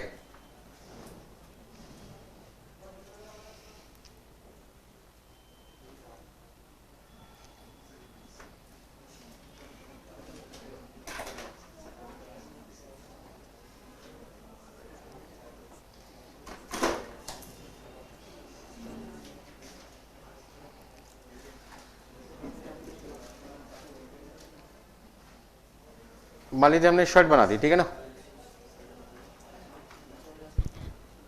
पॉकेट भी बना दी हमने। अब आपको क्या लग रहा है कि शर्ट का साइज और कपड़े का साइज सेम है? नहीं। तो पहला पॉइंट क्या है, मुझे कपड़े की जरूरत है किसको बनाने के लिए, शर्ट को बनाने के लिए। आप इसको ऐसे समझो, मैं कपड़ा खरीद के ला चुका 2 मीटर और मुझे उससे क्या बनानी है, शर्ट बनानी है। लेकिन जब मुझे शर्ट बनानी थी तो मैंने सबसे पहले फोन कर लिया किसको, कस्टमर को, और कस्टमर से पूछा कि जो शर्ट आप बनवाना चाहते हैं उसके लिए मैं कपड़ा तो ला चुका, क्या आप चाहते हैं कि इस कपड़े को पहले मैं वॉश कर लूं, धो लें, वॉश कर कर सुखाने के बाद आयरन करने के बाद फिर शर्ट बनाऊं या डायरेक्टली बना दूं। तो उसने हमसे पूछा क्या कपड़ा श्रिंक करता है, मैंने कहा हाँ जी संभावना तो है, चांसेस तो हैं। तो उसका जवाब क्या होगा, भैया वॉश कर लो पहले, 2 दिन के लिए कपड़े को पानी में डाल दो, जितना एब्जॉर्ब होना होगा एब्जॉर्ब हो जाएगा। तो हमने क्या किया, एक बकेट खरीद ली, उसमें हमने पानी डाल दिया, पानी में कपड़ा डाल दिया,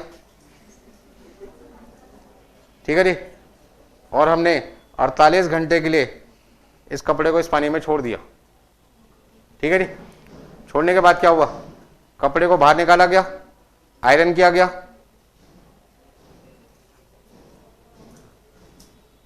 ठीक है जी।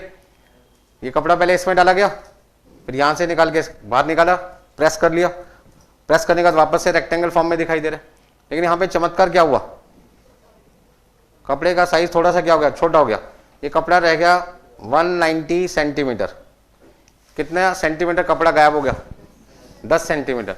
वो 10 सेंटीमीटर कपड़ा कहां पे है, आया तो 200 सेंटीमीटर था, निकला कितना है 190। इसका ना 10 सेंटीमीटर कपड़ा इसी बकेट में, इसी बाल्टी में ढूंढना पड़ेगा। एग्जाम्पल को समझने की कोशिश करो। ये 10 सेंटीमीटर कपड़ा इसी में, क्यों मैंने ऐसा कहा इसी में, क्योंकि आया तो 200 सेंटीमीटर कपड़ा था और निकला कितना इसमें से 190। तो 10 सेंटीमीटर कपड़ा कहां पे खो गया हमारा, इसी बाल्टी में।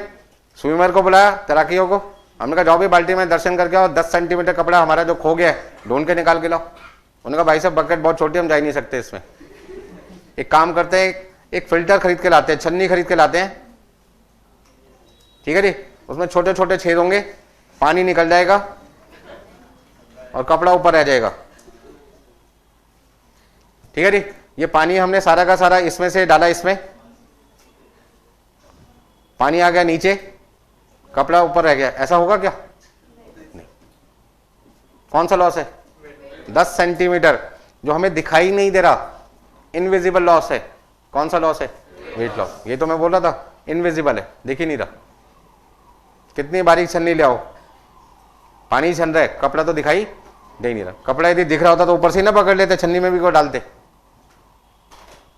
तो कुछ बच्चे कह रहे थे छोटे छोटे पीस में कपड़ा हो गया होगा, इसलिए छान लो। तो कौन सा लॉस है भैया, 10 सेंटीमीटर वेट लॉस है। अब पहला लॉस तो मिल गया हमें। एग्जाम्पल नंबर 2, कौन सा चाहिए अब हमें, नॉर्मल। 190 सेंटीमीटर से हमें अब क्या बनानी है, शर्ट बनानी है। जब शर्ट बनाने लगे तो मैंने देखा ये शर्ट को बनाने के लिए इस कपड़े को मुझे छोटे छोटे पार्ट्स में क्या करना पड़ेगा, काटना पड़ेगा। तो मेरे पास छोटे छोटे पीसेस बच गए, अलग अलग साइजेस के, अलग अलग डिजाइन के।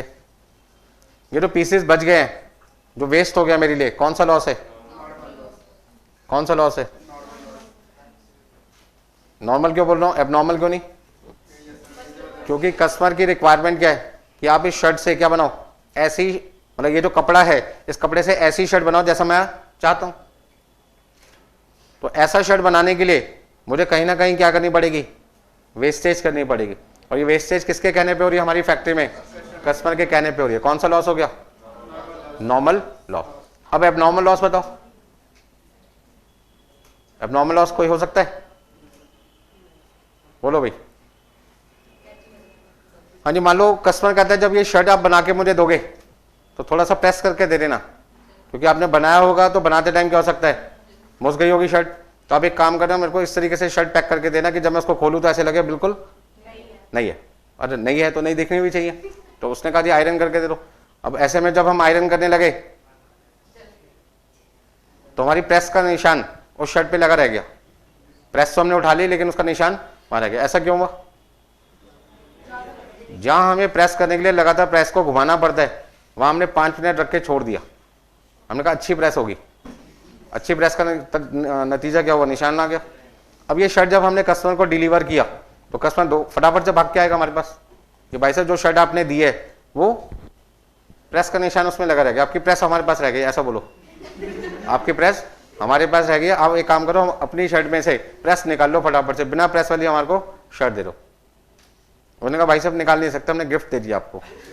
कौन सा लॉस है ये, कस्टमर तो लड़ेगा ना, वो तो पुलिस वाले को बुला लेगा, यार मैंने तो शर्ट उससे नॉर्मल मांगी है, ये मेरे को प्रेस वाली दे रहे, प्रेस दे जाएंगे, मुझे नहीं चाहिए, मैंने ऐसे कहा ही नहीं उसको। क्या ये कस्टमर की रिक्वायरमेंट है, नहीं है।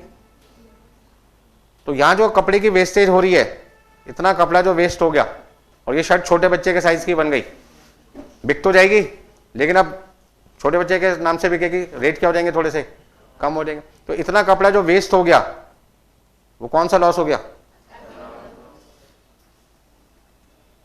लॉसेस तो लॉसेस है। बात समझ में आ रही? नोट कर लीजिए फटाफट से।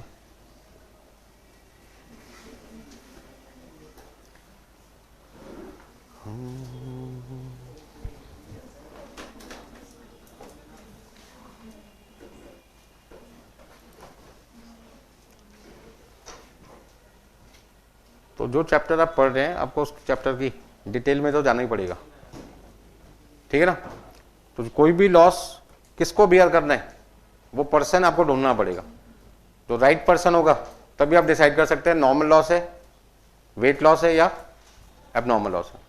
बेसिकली हमें ये देखना है कि लॉस का जिम्मेदार कस्टमर है या लॉस का जिम्मेदार मैन्युफैक्चरर है। क्योंकि यदि लॉस का जिम्मेदार कस्टमर हुआ तो कॉस्ट पर यूनिट जो कस्टमर से पहले ले रहे थे अब उससे क्या लेंगे, ज्यादा लेंगे, क्योंकि नुकसान बढ़ता जा रहा है कस्टमर के कहने पर। जैसे उसको मैंने कहा था चाय पी ले, ठंडे पानी की पी ले, गर्म मत करवा, तो तेरा नुकसान क्या होगा, कम, पानी भी कम लगेगा, दूध भी कम लगेगा। लेकिन वो माना नहीं, कहते जी गर्म चाय चाहिए। तो मैंने कहा इसको बॉईल करना पड़ेगा, स्टीम जनरेट होगी, स्टीम वेस्ट होगी, पानी और दूध तेरा दोनों बेकार जाएगा। कह रहा जाने दो।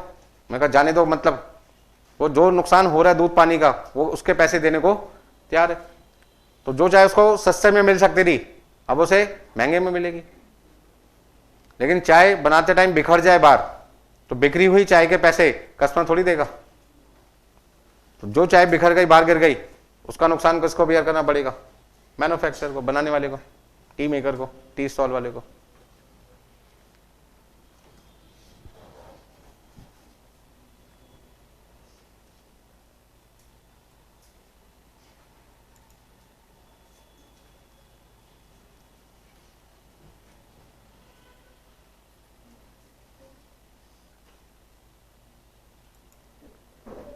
बोलो कोई दिक्कत इसमें किसी को?